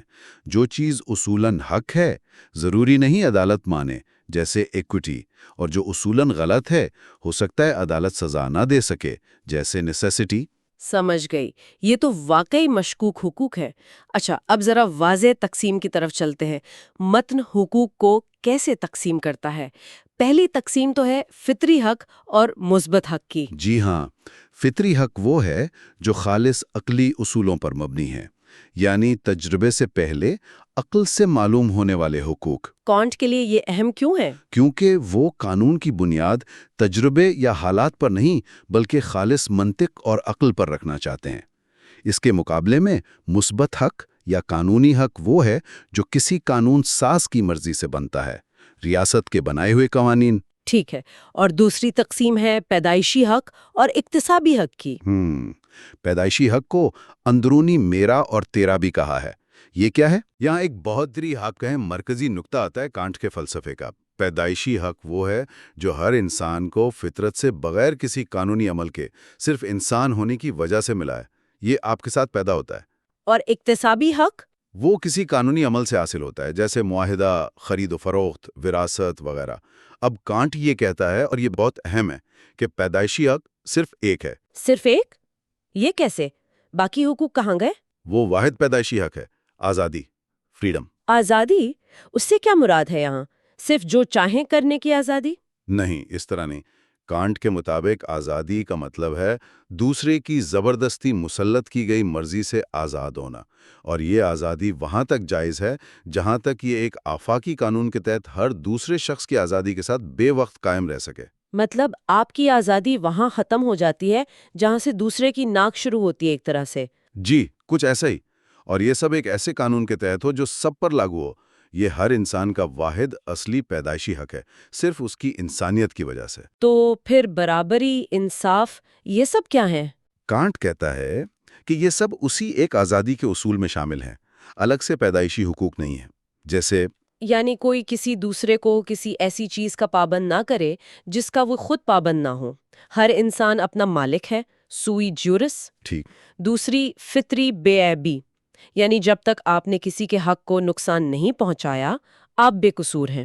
اور تیسرا مشترکہ عمل کا پیدائشی حق، یعنی دوسروں کے ساتھ وہ کچھ کرنا جو ان کے حقوق کی خلاف ورزی نہ کریں، جیسے بات چیت کرنا، خیالات کا اظہار کرنا۔ اچھا، اسی میں وہ سچ یا جھوٹ بولنے والی بات تھی۔ جی ہاں، کانٹ کہتا ہے کہ اس میں شامل ہے کچھ بیان کرنا یا وعدہ کرنا، چاہے سچ ہو یا جھوٹ۔ البتہ یہ سننے والے پر ہے کہ وہ یقین کرے یا نہ کرے۔ یہ ابلاغ کی آزادی ہے، لیکن اس کی سچائی کی قانونی گارنٹی نہیں۔ یہ تمام حقوق دراصل آزادی کے بنیادی اصول میں ہی شامل ہیں۔ لہٰذا خلاصہ یہ کہ صرف ایک ہی پیدائشی حق ہے، آزادی۔ ٹھیک ہے، یہ بہت واضح ہو گیا۔ تو مشکوک حقوق پھر بنیادی تقسیم فطری بمقابلہ مثبت اور پیدائشی صرف آزادی مقابلہ اکتسابی۔ اب ان سب کا نچوڑ کیا ہے؟ متن پورے حق کے علم کو کس بڑی تصویر میں رکھتا ہے؟ متن یہ بتاتا ہے کہ حق کے علم کی سب سے بنیادی تقسیم فطری حق اور سماجی حق نہیں ہونی چاہیے، بلکہ یہ تقسیم فطری حق اور شہری حق سول رائٹ کے درمیان ہونی چاہیے۔ اچھا، فرق کیا ہے؟ فطری حق وہ ہے جو نجی حق کہلاتا ہے، جبکہ شہری حق وہ ہے جو عوامی حق کہلاتا ہے۔ یہ سماجی کے بجائے شہری؟ فطرت کی حالت کے مقابلے میں سماجی حالت کیوں نہیں؟ اس کی وجہ یہ ہے کہ کانٹ کے مطابق فطرت کی حالت میں بھی معاشرہ تو ہو سکتا ہے، لوگ مل جل کر رہ سکتے ہیں، لیکن وہاں شہری معاشرہ نہیں ہوتا۔ شہری معاشرہ یعنی؟ ملکیت اور حقوق کو باقاعدہ محفوظ بنایا جاتا ہے، جہاں عدالتیں ہوں، قانون نافذ کرنے والی اتھارٹی ہو۔ فطرت کی حالت میں یہ سب نہیں ہوتا، اس لیے جو حق فطرت کی حالت سے متعلق ہے اسے خاص طور پر نجی حق کہتے ہیں۔ یہ افراد کے آپسی تعلقات سے متعلق ہے، ریاست کے بغیر۔ اور عوامی حق؟ وہ شہری حالت میں پایا جاتا ہے اور ریاست کے ذریعے نافذ ہوتا ہے۔ تو گویا حقوق کو دو بڑے خانوں میں دیکھنا ہے، ایک جو ریاست کے بغیر بھی ہیں، نجی، اور دوسرے جو ریاست کے ساتھ آتے ہیں، عوامی۔ بالکل، اور حق کے تمام اصول انہی دو بڑی شاخوں نجی حق اور عوامی حق کے تحت آتے ہیں۔ یہ تقسیم ہمیں آئندہ کی گفتگو کے لیے ایک بہت واضح ڈھانچہ دیتی ہے۔ تو آج ہم نے کانٹ کے فلسفے میں کچھ بہت ہی بنیادی تقسیمیں دیکھیں۔ ہم نے مشکوک حق کو سمجھا، جہاں انصاف اور ضرورت کے معاملات قانون کی آپ کہہ لیں طے شدہ حدود سے باہر نکل جاتے ہیں۔ جی، اور وہ ہمیں قانون کی اپنی حدود اور اخلاقی فیصلوں کی پیچیدگیوں کا احساس دلاتے ہیں۔ اور ہم نے حقوق کی بنیادی اقسام دیکھیں، فطری بمقابلہ مثبت، اور خاص طور پہ وہ ایک پیدائشی حق یعنی آزادی بمقابلہ حاصل کردہ حقوق۔ جی، اور کانٹ کا یہ تصور کہ باقی بنیادی انفرادی حقوق اسی آزادی سے نکلتے ہیں۔ اور آخر میں ہم نے دیکھا کہ کانٹ نے حق کے پورے علم کو کیسے دو بڑے حصوں میں بانٹا ہے، نجی حق اور عوامی حق۔ بالکل۔ اب یہاں ایک اہم سوال پیدا ہوتا ہے جس پر میرا خیال ہے غور کرنا چاہیے۔ یہ جو تجریدی تقسیمیں ہم نے آج دیکھیں، پیدائشی آزادی، حاصل کردہ حقوق یا وہ انصاف اور ضرورت والے معاملات، یہ ہمارے روزمرہ کے انصاف اور ملکیت کے بارے میں ہمارے عام تصورات کو کیسے چیلنج کرتی ہیں؟ ہاں، یہ ایک اچھا سوال ہے۔ کیا یہ صرف کتابی باتیں ہیں یا ان کا کوئی عملی اثر بھی ہے؟ میرا خیال ہے کہ یہ صرف علمی مشقیں نہیں ہے، یہ اس بنیاد کو تشکیل دیتی ہیں جس پر ہم سمجھتے ہیں کہ معاشرے میں حق کیسے قائم ہوتے ہیں، کیسے محفوظ کیے جاتے ہیں۔ خاص طور پر نجی حق کا تصور، یعنی کسی بیرونی چیز کو اپنا کیسے بنایا جائے، اس کی بنیاد انہی اصولوں پر ہے۔ بالکل، جو ہمیں ایک بہت فطری سی بات لگتی ہے کہ یہ چیز میری ہے، اس کے پیچھے بھی ایک پورا فلسفہ ہے۔ یقیناً، اور یہی وہ نقطہ ہے جہاں سے ہم اگلی بار اپنی گفتگو شروع کریں گے۔ ہم خاص طور پر نجی حق کے دائرے میں مزید گہرائی میں جائیں گے اور یہ دیکھیں گے کہ کانٹ کے مطابق کسی بیرونی چیز پر ملکیت کا دعویٰ کرنا کیسے ممکن ہوتا ہے۔ یعنی قبضہ اور ملکیت کیسے قائم ہوتی ہیں؟ جی، خاص طور پر فطرت کی حالت میں یہ کیسے ہوتا ہے، اور پھر شہری حالت میں ریاست اس کی ضمانت کیسے دیتی ہے۔ زبردست۔ تو اگلی بار ہم نجی حق، قبضہ اور ملکیت کے کانٹن تصورات پر بات کریں گے۔ یہ سلسلہ واقعی دلچسپ ہوتا جا رہا ہے۔ جی بالکل۔ تو اس گفتگو کو ہم اگلی نشست میں جاری رکھیں گے۔ خوش آمدید۔ پچھلی بار ہم نے کانٹ کے حق کے جو بنیادی اصول تھے جی ان پر بات شروع کی تھی۔ بالکل۔ تو آج وہیں سے بات کو آگے بڑھاتے ہیں اور کچھ جو زیادہ آپ کہہ لیں پیچیدہ پہلو ہیں یا جن کے اثرات زیادہ دور تک جاتے ہیں ان کو دیکھتے ہیں۔ بالکل۔ اور کیونکہ یہ اس موضوع پر ہماری گفتگو کی سمجھیں آخری کڑی ہے تو کوشش کریں گے کہ سارے دھاگے جوڑ کر ایک واضح تصویر بنا سکیں۔ جی بالکل۔ آج ہم دیکھیں گے کہ کانٹ کا جو پورا نظام ہے وہ کیسے ان حالات کو دیکھتا ہے جہاں حق تو ہے پر شاید قانون اتنا واضح نہیں، جیسے ایکوٹی ہے یا ضرورت کے وقت کا حق ہے۔ اچھا، پھر حق کے عام اصول کیا ہیں، ملکیت کیسے قائم ہوتی ہے، قبضہ کیا چیز ہے اور چیزیں حاصل کرنے کے طریقے۔ پھر تھوڑا گھریلو تعلقات کی طرف آئیں گے، ریاست کے کیا اختیارات ہیں، سزا کیوں اور کیسے دی جائے، اور پھر ریاستوں کے آپسی تعلقات، اور آخر میں جو کانٹ کا ایک بڑا مقصد ہے، دائمی امن، اس تک بات پہنچے گی۔ ٹھیک ہے۔ تو آج کا مقصد یہ ہوا کہ یہ جو مختلف خیالات بکھرے ہوئے ہیں ان کو اکٹھا کریں اور سمجھیں کہ یہ کیسے ایک پورا مربوط نظام بناتے ہیں، ایک ایسا نظام جو فرد سے لے کر ریاستوں تک سب کے تعلقات کو ایک عقلی بنیاد پر قانون کے تحت لانے کی کوشش کرتا ہے۔ جی تو چلیں شروع کرتے ہیں۔ اچھا، تو سب سے پہلے وہ دلچسپ صورتحال لیتے ہیں جہاں حق تو لگتا ہے کہ ہے مگر قانون شاید اسے پوری طرح نافذ نہیں کر پاتا۔ آپ نے کہا کانٹ انہیں مبہم حق کہتا ہے، ایکویٹی اور رائٹ آف نیسیسٹی۔ جی، مبہم حق یعنی جس ایکویووکم۔ اس میں پہلی چیز ہے ایکویٹی یا ایکویٹس۔ یہ ایکویٹی کیا ہے؟ کیا یہ بس وہی عام انصاف کا تصور ہے جو ہم سمجھتے ہیں؟ نہیں، بالکل وہ نہیں۔ کانٹ یہاں بہت واضح ہے۔ یہ اخلاقی ہمدردی یا بھلائی کا معاملہ نہیں ہے، یہ حق کا ہی معاملہ ہے۔ اچھا، مثال سے سمجھائیں۔ دیکھیں، فرض کریں ایک کمپنی ہے، اس میں ایک پارٹنر نے دوسروں سے بہت زیادہ کام کیا یا زیادہ نقصان اٹھایا۔ اب انصاف یعنی ایکویٹی تو کہتی ہے کہ اسے زیادہ حصہ ملنا چاہیے، ہے نا؟ ہاں، لگتا تو یہی ہے۔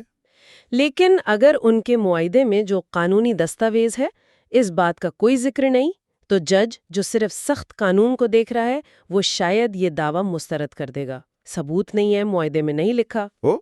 تو کانٹ کہتا ہے ایکویٹی ایک گونگی دیوی کی طرح ہے جسے قانون کی عدالت سن نہیں سکتی۔ یہ معاملہ پھر ضمیر کی عدالت کا رہ جاتا ہے، سول کورٹ کا نہیں۔ یعنی قانون اور انصاف میں کبھی کبھی ایک فاصلہ رہ جاتا ہے۔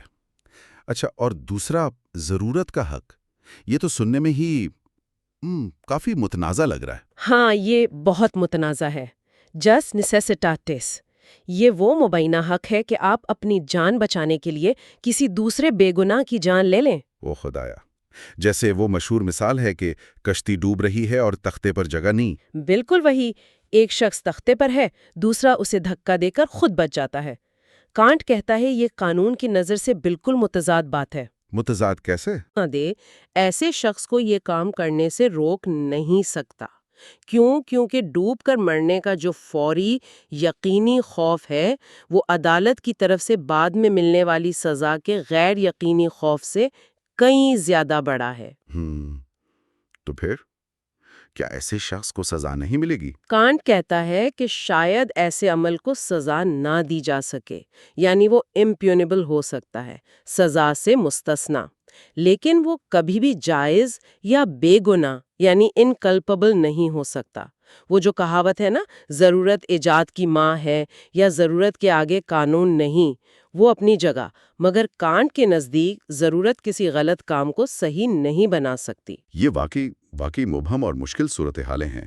اچھا، ان خاص حالات سے ذرا باہر نکلیں تو کیا حق کے کچھ عام عمومی اصول بھی ہیں جن پر کانٹ بات کرتا ہے؟ جی، وہ اصل میں پرانے رومی قانون دان الپیان کے 3 مشہور اصولوں کو اپناتا ہے، لیکن اپنی تشریح کے ساتھ۔ کون سے ہیں وہ؟ پہلا ہے آنیسٹے ویو، یعنی ایمانداری سے یا آپ کہیں باوقار طریقے سے جیو۔ اس کا مطلب ہے اپنی انسانی قدر کو پہچانو، خود کو صرف دوسروں کے مقاصد کے لیے ایک ذریعہ مت بناؤ بلکہ خود بھی ایک مقصد ہو۔ ٹھیک ہے، اور دوسرا نیمنم لائڈے، یعنی کسی کو نقصان نہ پہنچاؤ۔ کانٹ کہتا ہے چاہے اس کے لیے تمہیں معاشرے سے الگ ہی کیوں نہ ہونا پڑے، تمہارا وجود کسی دوسرے کے لیے نقصان کا باعث نہ بنے۔ اور تیسرا تھا سوم کوئک ٹریبیوے۔ ہاں، ہر ایک کو اس کا حق دو۔ ہاں، لیکن کانٹ اس کی تشریح ذرا گہرائی میں جا کر کرتا ہے۔ اس کے نزدیک اس کا مطلب صرف یہ نہیں کہ جو جس کا ہے وہ اسے دے دیا جائے، بلکہ اس کا اصل مطلب ہے کہ ایسی قانونی حالت میں داخل ہو جاؤ، یعنی ایک سوشل سوسائٹی، ایک ریاست بناؤ جہاں ہر ایک کا حق دوسروں کی طرف سے ہونے والی مداخلت سے محفوظ ہو۔ اچھا، تو یہ صرف چیزیں دینے کی بات نہیں بلکہ ایک پورا نظام بنانے کی بات ہے جہاں حقوق محفوظ ہوں۔ بالکل، یہ لیکس جسٹیشیا ہے، انصاف کا قانون جو ایک منظم معاشرے کا تقاضا کرتا ہے۔ تو یہ اصول ہمیں فرد سے معاشرے کی طرف لے آئے۔ اب اسی معاشرے میں ملکیت کا جو تصور ہے وہ بہت مرکزی ہے۔ کوئی چیز میری کیسے بن جاتی ہے؟ کانٹ اس کو کیسے دیکھتا ہے؟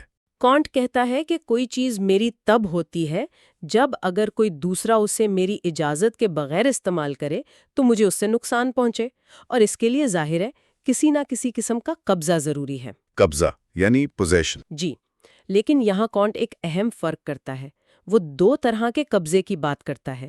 ایک تو ہے حسی قبضہ یعنی فزیکل پوزیشن، جو چیز آپ کے ہاتھ میں ہے، آپ کے سامنے ہے، پوزیسیو فینومینون۔ ٹھیک ہے، اور دوسرا ہے عقلی قبضہ، ریشنل پوزیشن یا پوزیسیو نومینون۔ یہ وہ قبضہ ہے جو صرف عقل سے سمجھا جا سکتا ہے، چاہے وہ چیز جسمانی طور پر آپ سے میلوں دور ہو۔ جیسے آپ کا ایک کھیت ہے جو کسی دوسرے شہر میں واقع ہے، اب وہاں موجود نہیں ہے لیکن وہ آپ کا ہے۔ یہ صرف ایک خیال نہیں ہے بلکہ کانٹ کے نزدیک یہ ایک حقیقی قانونی قبضہ ہے۔ تو یہ عقلی قبضہ کیوں ضروری ہے؟ یہ اس لیے ضروری اور ممکن ہے، کانٹ کہتا ہے، کیونکہ عقل ہم پر یہ فرض عائد کرتی ہے کہ ہم دوسروں کے ساتھ ایسا سلوک کریں کہ دنیا میں جو خارجی قابل استعمال چیزیں ہیں وہ کسی نہ کسی کی ملکیت بن سکیں۔ یہ ایک بنیادی اصول ہے۔ تو اسی عقلی قبضے کی بنیاد پر پھر ہم یہ کہہ سکتے ہیں کہ میری بیوی، میرا بچہ یا میرا ملازم، چاہے وہ اس وقت ہمارے ساتھ نہ بھی ہوں۔ بالکل، کانٹ کے مطابق یہ تعلق جسمانی موجودگی پر منحصر نہیں۔ اگر وہ آپ کے براہ راست کنٹرول سے باہر بھی چلے جائیں تب بھی ایک خاص قانونی معنی میں وہ آپ کے قبضے میں ہے، آپ کا ان پر ایک قانونی دعویٰ ہے۔ یہ تصور آگے گھریلو حقوق کو سمجھنے میں بہت اہم ہے۔ ٹھیک ہے، ملکیت کا تصور واضح ہوا۔ اب یہ ملکیت حاصل کیسے کی جاتی ہے؟ کانٹ نے اصل حصول یعنی اوریجنل ایکوزیشن کی بات کی ہے۔ یہ کیا ہے؟ جی، اصل حصول وہ ہے جب آپ کوئی ایسی چیز حاصل کریں جو پہلے کسی اور کی ملکیت میں نہ ہو، یعنی آپ پہلے مالک بنیں۔ اس کا طریقہ کیا ہے؟ اس کا طریقہ ہے قبضہ گیری یعنی آکیوپینسی۔ اس کے آپ کہہ لیں 3 مراحل ہیں۔ پہلا، کسی ایسی چیز پر جسمانی طور پر قابض ہونا جو کسی کی نہیں، پریہنشن۔ دوسرا، اس قبضے کا اعلان کرنا، ظاہر کرنا کہ یہ اب میری ہے تاکہ دوسرے اس سے دور رہیں، ڈیکلیریشن۔ اور تیسرا ہے تخصیص یعنی اپروپریشن۔ یہ تھوڑا پیچیدہ ہے، یہ اصل میں ایک اجتماعی قانونی ارادے کا تصور ہے کہ گویا سب لوگ مل کر یہ تسلیم کرتے ہیں کہ وہ آپ کے اس قبضے کا احترام کریں گے۔ اسی لیے وہ اصول ہے نا، جو وقت میں پہل کرے وہ حق میں بہتر ہے، کوئی پریور ٹیمپورے پوٹیر یورے۔ لیکن کیا یہ قبضہ جو ریاست سے پہلے حاصل کیا گیا، کیا یہ مکمل طور پر محفوظ ہوتا ہے؟ نہیں، یہی اہم نقطہ ہے۔ کانٹ کہتا ہے کہ فطری حالت میں یعنی ایک منظم ریاست کے بغیر یہ قبضہ صرف عارضی ہوتا ہے، پروویژنری ہوتا ہے۔ اسے مستقل پیرمپٹوری تحفظ اور قانونی حیثیت صرف سول سوسائٹی یعنی ریاست کے اندر عوامی قانون کے تحت ہی ملتی ہے۔ اسی لیے کانٹ کہتا ہے کہ فطری حالت سے نکل کر سول حالت میں داخل ہونا ایک فرض ہے۔ اچھا، یہ تو ہوا اصل حصول۔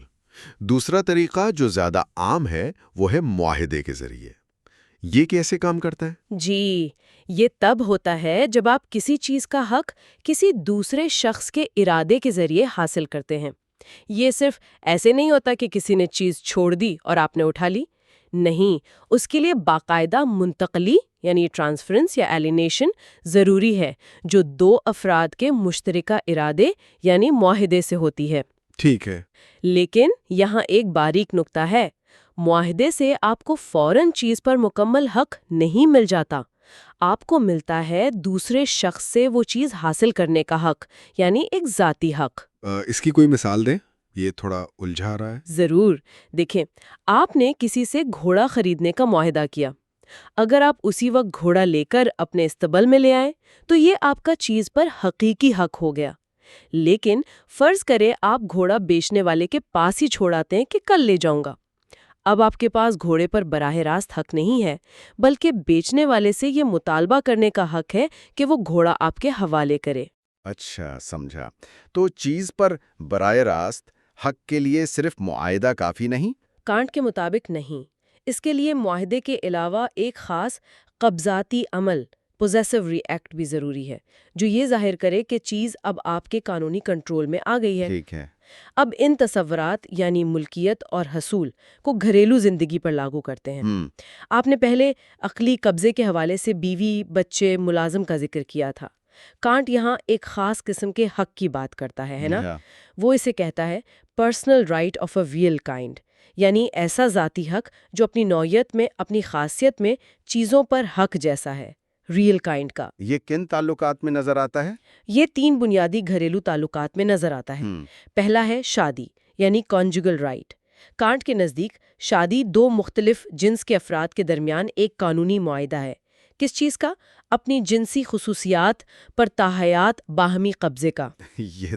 یہ تو بہت عجیب سا تصور ہے کہ فرد خود کو شے بنا رہا ہے، اسی طرح حاصل کرتے ہیں اور دیتے ہیں، اس لیے ان کی شخصیت پرسنالٹی مجروح نہیں ہوتی بلکہ بحال ہو جاتی ہے۔ یہ برابری کی بنیاد پر ہے۔ اور اس حق کی حقیقی نوعیت کا کیا مطلب ہوا پھر؟ اس کا مطلب یہ ہے جو بہت اہم ہے کہ اگر ایک فریق اس تعلق کو چھوڑ کے چلا جائے تو دوسرے فریق کو قانونی طور پر یہ حق حاصل ہے کہ وہ اسے واپس لائے، بالکل اسی طرح جیسے کوئی اپنی بھاگی ہوئی آپ کہہ لیں ملکیت کو واپس لانے کا حق رکھتا ہے۔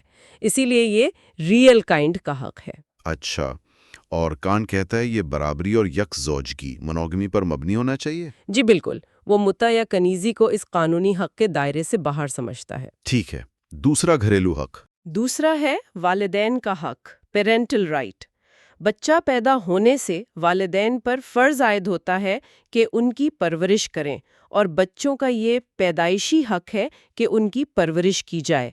والدین بچوں کے مالک نہیں ہیں، انہیں اپنی بنائی ہوئی چیز نہیں سمجھ سکتے۔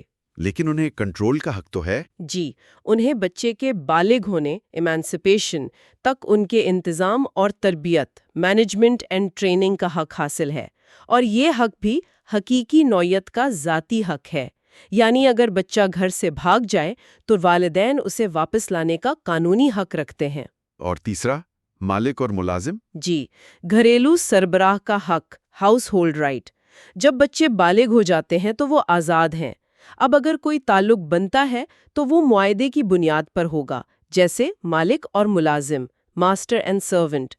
کانٹ کے زمانے کے مطابق مالک کا ملازم پر بھی اسی طرح کا حقیقی نوعیت کا ذاتی حق ہوتا ہے، یعنی اگر ملازم معاہدے کی مدت کے دوران بھاگ جائے تو اسے واپس لایا جا سکتا ہے، لیکن مالک اس کا مالک حقیقی پروپرائٹر نہیں ہوتا، اور یہ معاہدہ زندگی بھر کا نہیں ہو سکتا۔ تو یہ تینوں تعلقات میاں بیوی، والدین بچے، مالک ملازم ایک منفرد قانونی درجے میں آتے ہیں، نہ وہ خالصتاً ذاتی ہیں نہ بالکل چیزوں جیسے۔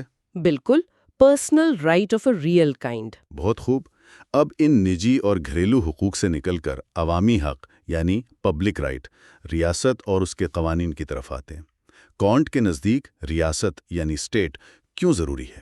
بنیادی وجہ وہی ہے جس کا ذکر پہلے ہوا، فطری حالت، اسٹیٹ آف نیچر، جہاں ہر کوئی اپنی مرضی کرتا ہے اور کوئی مشترکہ قانون نہیں، وہ بالآخر لڑائی جھگڑے اور عدم تحفظ کی حالت ہے۔ کانٹ کہتا ہے کہ عقلی طور پر یہ لازم ہے کہ اس حالت سے نکلا جائے اور ایک سول حالت یعنی ریاست، سیویٹس قائم کی جائے، جہاں قانون کی حکمرانی ہو۔ اور اس ریاست میں طاقت کیسے تقسیم ہوتی ہے؟ کانٹ کہتا ہے ریاست کی 3 بنیادی طاقتیں ہیں اور ان کا الگ الگ ہونا بہت ضروری ہے۔ قانون سازی طاقت، لیجسلیٹو پاور، انتظامی طاقت، ایگزیکٹو پاور، اور عدالتی طاقت، جوڈیشل پاور۔ قانون بنانے کا اختیار کس کے پاس ہونا چاہیے؟ اور شہری یعنی سٹیزن کون ہوتا ہے کانٹ کے نزدیک؟ قانون سازی کا اختیار، کانٹ کہتا ہے، عوام کے متحدہ ارادے، United will of the people سے منسلک ہونا چاہیے۔ اصول یہ ہے کہ کوئی جان بوجھ کر اپنے ساتھ ناانصافی نہیں کرتا، وولنٹے نان فٹ انجوریا۔ شہری ہونے کی 3 بنیادی خصوصیات ہیں۔ پہلی، آئینی آزادی، یعنی صرف ان قوانین کی پابندی کرنا جن پر آپ نے اپنے نمائندوں کے ذریعے رضامندی دی ہو۔ دوسری، شہری مساوات، یعنی قانون کے سامنے سب برابر، کوئی پیدائشی طور پر برتر نہیں۔ تیسری، سیاسی آزادی یا خود مختاری، یعنی آپ کا وجود اور روزگار کسی دوسرے کی مرضی پر منحصر نہ ہو۔ اسی بنیاد پر وہ فعال اور غیر فعال شہریوں میں فرق کرتا ہے؟ جی، فعال شہری ایکٹیو سٹیزنز وہ ہیں جو معاشی طور پر خود مختار ہیں، جیسے زمیندار، کاریگر، اور اس لیے ووٹ دینے کے اہل ہیں۔ غیر فعال شہری پیسو سٹیزنز وہ ہیں جو اپنی گزر بسر کے لیے دوسروں پر منحصر ہیں، جیسے نوکر، شاگرد، یا کانٹ کے زمانے کے مطابق تمام عورتیں۔ یہ تو آج کے دور میں قابل قبول نہیں لگے گا۔ بالکل نہیں، یہ اس کے زمانے کی عکاسی ہے۔ لیکن اہم بات یہ ہے کہ کانٹ کہتا ہے کہ غیر فعال شہریوں کو بھی قانون کا پورا تحفظ حاصل ہے، ان کے ساتھ بھی برابری کا سلوک ہونا چاہیے، اور انہیں یہ موقع ملنا چاہیے کہ وہ محنت کر کے فعال شہری بن سکیں۔ ٹھیک ہے، ریاست کی طاقتوں پر واپس آتے ہیں۔ کیا عوام حکمران کے خلاف یا انتظامیہ کے خلاف مزاحمت کر سکتے ہیں اگر وہ قانون توڑیں یا ظلم کریں؟ یہاں کانٹ کا جواب بہت بہت واضح اور شاید کچھ لوگوں کے لیے حیران کن حد تک سخت ہے۔ وہ کہتا ہے، نہیں، بالکل نہیں۔ بالکل نہیں۔ عوام کا فرض صرف اور صرف اطاعت ہے۔ حکمران سپریم ہے، اس کے حکم کے خلاف فعال مزاحمت، ایکٹیو ریزسٹنس، بغاوت، سیڈیشن یا سرکشی، ریبیلین کا کوئی حق نہیں۔ آپ حکمران کی پالیسیوں پر تنقید کر سکتے ہیں، شکایات کر سکتے ہیں، لیکن ہتھیار نہیں اٹھا سکتے۔ یہاں تک کہ اگر حکمران ظالم ہو؟ یہاں تک کہ اگر حکمران ظالم ہو، کانٹ کہتا ہے کہ آئین میں مزاحمت کی شک شامل کرنا خود آئین کو تباہ کرنے کے مترادف ہے، کیونکہ یہ ایک سپریم طاقت کے اوپر ایک اور طاقت قائم کرنے کی کوشش ہوگی جو منطقی طور پر ممکن نہیں۔ اور اگر انقلاب آ جائے، کامیاب ہو جائے؟ اگر انقلاب کامیاب ہو بھی جائے تو کانٹ کہتا ہے کہ شہریوں کو نئے نظام کی اطاعت کرنی چاہیے، لیکن پچھلے حکمران، چاہے وہ کتنا ہی ظالم کیوں نہ رہا ہو، اس پر اس کی سابقہ حکمرانی کے اعمال کی بنیاد پر مقدمہ نہیں چلایا جا سکتا۔ بادشاہ کا قتل، ریجیسائیڈ، وہ بدترین جرم سمجھتا ہے۔ یہ ریاست کے استحکام پر بہت زیادہ زور ہے۔ اچھا، اسی ریاست کے اختیارات میں ایک اہم اختیار سزا دینے کا ہے، پینل رائٹ۔ اس کا کیا جواز ہے اور سزا کیسی ہونی چاہیے؟ سزا دینے کا حق یعنی رائٹ آف پنشنگ حاکم یعنی ریاست کا ہے۔ کانٹ بہت واضح کرتا ہے کہ عدالتی سزا پینا فورینسس اور فطری سزا جو گناہ کا قدرتی نتیجہ ہوتی ہے میں فرق ہے۔ عدالتی سزا صرف اور صرف اس لیے دی جانی چاہیے کہ مجرم نے جرم کیا ہے۔ صرف اس لیے؟ یعنی اس کا مقصد مجرم کو سدھارنا یا معاشرے کو عبرت دلانا نہیں ہے؟ نہیں، کانٹ کے مطابق یہ مقاصد ثانوی ہو سکتے ہیں، لیکن سزا کا بنیادی جواز یہ نہیں بن سکتے۔ سزا کا واحد جواز یہ ہے کہ انصاف کا تقاضا پورا ہو۔ مجرم کو سزا دیتے ہوئے بھی اس کی انسانی شخصیت کا احترام کرنا ہے، اسے کسی اور مقصد کے لیے محض ایک ذریعہ نہیں بنانا۔ تو پھر سزا کی مقدار اور قسم کیسے طے ہو؟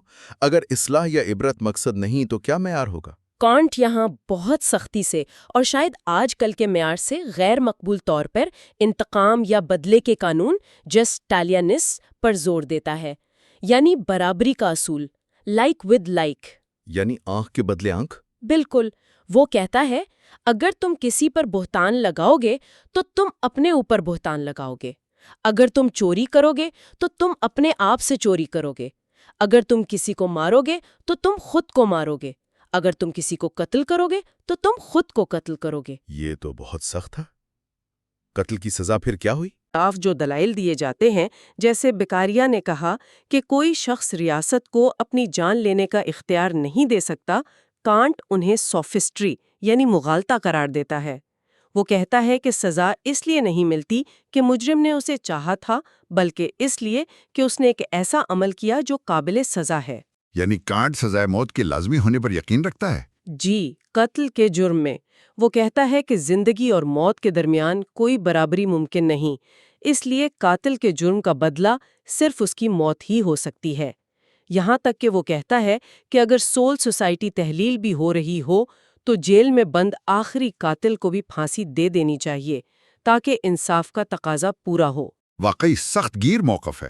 کیا اس میں کوئی بھی رعایت نہیں؟ اور معافی یعنی رائٹ آف پارڈننگ کا کیا؟ وہ دو خاص جرائم کا ذکر کرتا ہے، جیسے ایک ماں کا غیرت کے نام پر اپنے نوزائیدہ بچے کو مار دینا یا ایک فوجی کا ڈیول میں کسی کو مار دینا، جہاں وہ سمجھتا ہے کہ شاید سماجی عزت کا دباؤ اتنا زیادہ ہوتا ہے کہ سزائے موت مناسب نہ ہو، کیونکہ یہ آئین کی کسی نامکمل ہونے کی نشاندہی کرتا ہے۔ جہاں تک معافی کا حق ہے، یہ حاکم کا حق تو ہے، لیکن کانٹ اسے سب سے نازک حق کہتا ہے۔ نازک کیوں؟ کیونکہ اگر اسے غلط استعمال کیا جائے تو یہ انصاف کے منافی ہو سکتا ہے۔ کانٹ کہتا ہے کہ عوام کے آپسی جرائم، مثلاً ایک شہری کا دوسرے کو نقصان پہنچانا، میں معافی نہیں ہونی چاہیے، کیونکہ اس سے متاثرہ فریق کے ساتھ ناانصافی ہوتی ہے۔ معافی کا اطلاق صرف ریاست کے خلاف جرائم جیسے غداری، ٹریزن میں ہو سکتا ہے، اور وہ بھی صرف تب جب ریاست کی مجموعی سلامتی خطرے میں نہ پڑ جائے۔ یہ ایک شاہی حق ہے، رائٹ آف میجسٹی۔ ٹھیک ہے، ریاست کے اندرونی معاملات سے اب باہر نکلتے ہیں۔ بین الاقوامی تعلقات، یعنی رائٹ آف نیشنز یا انٹرنیشنل رائٹ، ریاستیں ایک دوسرے کے ساتھ کس حال میں ہیں؟ کانٹ کہتا ہے کہ ریاستیں ایک دوسرے کے نسبت سے اسی طرح فطری حالت میں ہیں جیسے افراد ریاست بننے سے پہلے تھے، یعنی قانونی ضابطے کی عدم موجودگی، جو کہ بالقوہ ایک جنگ کی حالت، اسٹیٹ آف وار ہے۔ تو اس حالت سے بھی نکلنا ضروری ہے؟ جی بالکل، جیسے افراد کے لیے فطری حالت سے نکلنا فرض تھا، ویسے ہی ریاستوں کے لیے بھی اس غیر قانونی حالت سے نکلنا ایک فرض ہے۔ لیکن جب تک وہ نہیں نکلتی، کیا جنگ کا کوئی حق ہے؟ ہاں، جنگ کا حق، right of going to war, تب پیدا ہوتا ہے جب کوئی ریاست یہ سمجھتی ہے کہ اس کے حقوق پامال ہوئے ہیں یا اسے نقصان پہنچایا گیا ہے۔ یہاں تک کہ کسی دوسری ریاست کی بڑھتی ہوئی طاقت جو طاقت کے توازن کو بگاڑ دے، وہ بھی جنگ کا جواز بن سکتی ہے۔ لیکن جنگ کا باقاعدہ اعلان ضروری ہے۔ اور جنگ کے دوران کیا اصول ہیں؟ یہ طے کرنا بہت مشکل ہے، لیکن کانٹ کچھ حدود مقرر کرنے کی کوشش کرتا ہے۔ جنگ کا مقصد سزا دینا، پنیٹیو، یا دشمن کو مکمل ختم کر دینا، ایکسٹرمینیشن، یا اسے غلام بنا لینا، سبجوگیشن نہیں ہو سکتا۔ کچھ ذرائع بالکل ممنوع ہے، جیسے جاسوس استعمال کرنا، قاتل بھیجنا، زہر دینا یا جھوٹی افواہیں پھیلانا۔ تاوان لینا یا چندہ وصول کرنا جائز ہو سکتا ہے، لیکن لوٹ مار نہیں۔ اور جنگ کے بعد امن کیسے قائم ہوتا ہے؟ جنگ کا خاتمہ امن معاہدے سے ہوتا ہے۔ فاتح شرائط طے کر سکتا ہے، لیکن وہ جنگ کے اخراجات کا مطالبہ نہیں کر سکتا۔ قیدیوں کا تبادلہ بغیر کسی تاوان کے ہونا چاہیے۔ اہم بات یہ ہے کہ مفتوح ریاست اپنی سیاسی آزادی مکمل طور پر نہیں کھوتی، نہ ہی اس کے شہری غلام بنتے ہیں۔ امن معاہدے میں ماضی کی دشمنیوں کے لیے عام معافی، ایمنیسٹی شامل ہونی چاہیے۔ کانٹ ایک غیر منصف دشمن کی بھی بات کرتا ہے، وہ کون ہے؟ ہاں، یہ وہ دشمن ہے جس کا بنیادی اصول یا منشور ہی ایسا ہو کہ وہ مستقل امن کو ناممکن بنا دے۔ مثلاً وہ ریاست جو معاہدوں کی کھلم کھلا خلاف ورزی کرتی ہے۔ کانٹ کہتا ہے کہ ایسی ریاست کے خلاف جنگ میں حق شاید لامحدود ہو معیار کے لحاظ سے، لیکن پھر بھی اس ریاست کو بطور ریاست ختم نہیں کیا جا سکتا، اس کے وجود کو مٹایا نہیں جا سکتا۔ اچھا، تو کیا یہ سلسلہ ریاستوں سے بھی آگے جاتا ہے؟ یعنی کوئی عالمی، کوئی آفاقی حق، کاسموپولیٹیکل رائٹ بھی ہے؟ جی ہاں، کانٹ کے نظام میں یہ آخری سطح ہے۔ چونکہ زمین کی سطح محدود ہے، تمام انسان اور قومیں کسی نہ کسی طرح ایک دوسرے سے جڑی ہوئی ہیں، اس لیے قومی حق اور بین الاقوامی حق کو بالآخر ایک آفاقی انسانی حق پر منتج ہونا چاہیے۔ اس آفاقی حق میں کیا شامل ہے؟ اس میں بنیادی طور پر مہمان نوازی کا حق، رائٹ آف ہاسپٹیلٹی شامل ہے، یعنی ہر انسان کو یہ حق حاصل ہے کہ وہ دنیا میں کہیں بھی جائے تو اس کے ساتھ دشمنوں جیسا سلوک نہ کیا جائے۔ اسے وہاں جانے، رائٹ ٹو وزٹ، اور مقامی لوگوں کے ساتھ پرامن طور پر میل جول قائم کرنے کی کوشش کا حق ہے۔ لیکن کیا وہاں آباد ہونے کا بھی حق ہے؟ نہیں، آباد ہونے کا حق، رائٹ آف سیٹلمنٹ، نہیں ہے۔ اس کے لیے مقامی لوگوں کے ساتھ ایک باقاعدہ معاہدہ ضروری ہے۔ کانٹ خاص طور پر نئی دریافت شدہ زمینوں پر زبردستی قبضہ کرنے یا وہاں کے باشندوں کو دھوکے سے بے دخل کرنے کی شدید مذمت کرتا ہے۔ تو ان تمام حقوق، نجی، عوامی، بین الاقوامی اور اب یہ آفاقی، ان سب کا حتمی مقصد کیا ہے کانٹ کے نزدیک؟ ان سب کا حتمی مقصد حق کے پورے علم کا آخری نشانہ ہے دائمی امن۔ پرپیچول پیس۔ دائمی امن، کیا یہ ممکن ہے؟ کانٹ خود تسیوں درتا ہے کہ یہ شاید ایک ناقابل عمل تصور لگے، امپریکٹیکیبل آئیڈیا لگے، لیکن وہ کہتا ہے کہ اس کی طرف کوشش کرنا، اس مقصد کے حصول کے لیے کام کرنا عملی عقل کا ایک غیر مشروط اخلاقی حکم ہے۔ ہمیں اس طرح عمل کرنا چاہیے گویا کہ یہ ممکن ہے۔ اور یہ ہوگا کیسے؟ یہ ریاستوں کے ایک رضاکارانہ اتحاد یا کانگریس آف نیشنز کے ذریعے ممکن ہو سکتا ہے۔ یہ ایک عالمی ریاست نہیں ہوگی، بلکہ ریاستوں کی ایک فیڈریشن ہوگی جو تحلیل بھی ہو سکے گی، جس کا مقصد جنگ کے بجائے قانون اور مذاکرات کے ذریعے تنازعات کو حل کرنا ہوگا۔ عملی عقل کا واضح حکم ہے، جنگ نہیں ہونی چاہیے۔ There shall be no war۔ تو آج ہم نے واقعی ایک طویل سفر طے کیا ہے، کانٹ کے نظام میں مبہم حقوق سے شروع ہو کر اولپین کے اصول، پھر ملکیت اور قبضہ، حصول کے طریقے، گھریلو تعلقات کی وہ خاص نوعیت، جی، personal right of a real kind. بالکل، پھر ریاست کا پورا ڈھانچہ، اس کی طاقتیں، شہری کے حقوق و فرائض، سزا کا وہ سخت انتقامی اصول، اور پھر ریاستوں کے آپسی تعلقات، جنگ اور امن کے قوانین، اور آخرکار دائمی امن کا وہ عظیم نصب العین۔ یہ سب آپس میں جڑا ہوا لگتا ہے۔ بالکل جڑا ہوا ہے، اور اس پورے نظام کی بنیاد، جیسا کہ ہم نے بار بار دیکھا، وہ خالص عقل، پیور ریزن کے اصول ہیں۔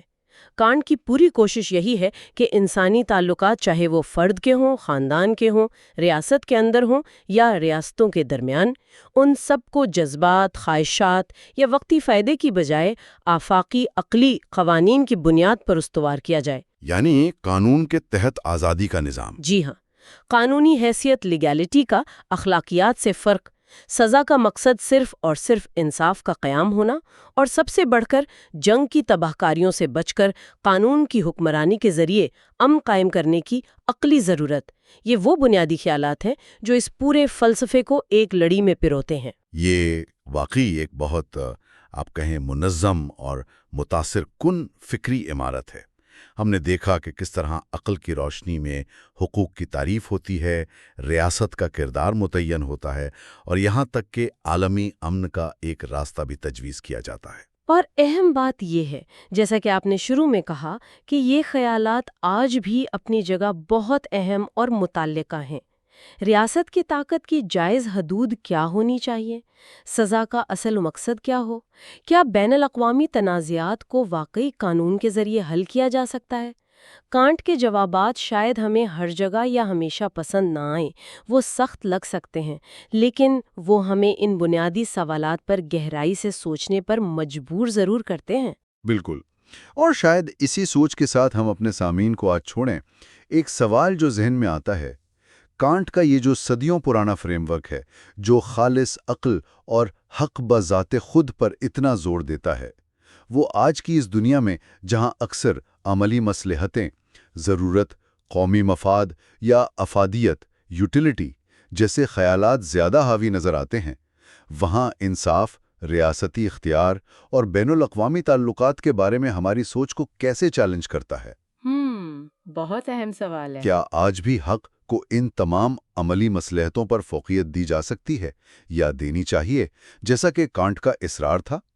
اس پر ضرور غور کیجیے گا۔ اگلی بار ایک نئے موضوع کے ساتھ آپ کی خدمت میں حاضر ہوں گے۔ تب تک کے لیے خدا حافظ۔ خدا حافظ۔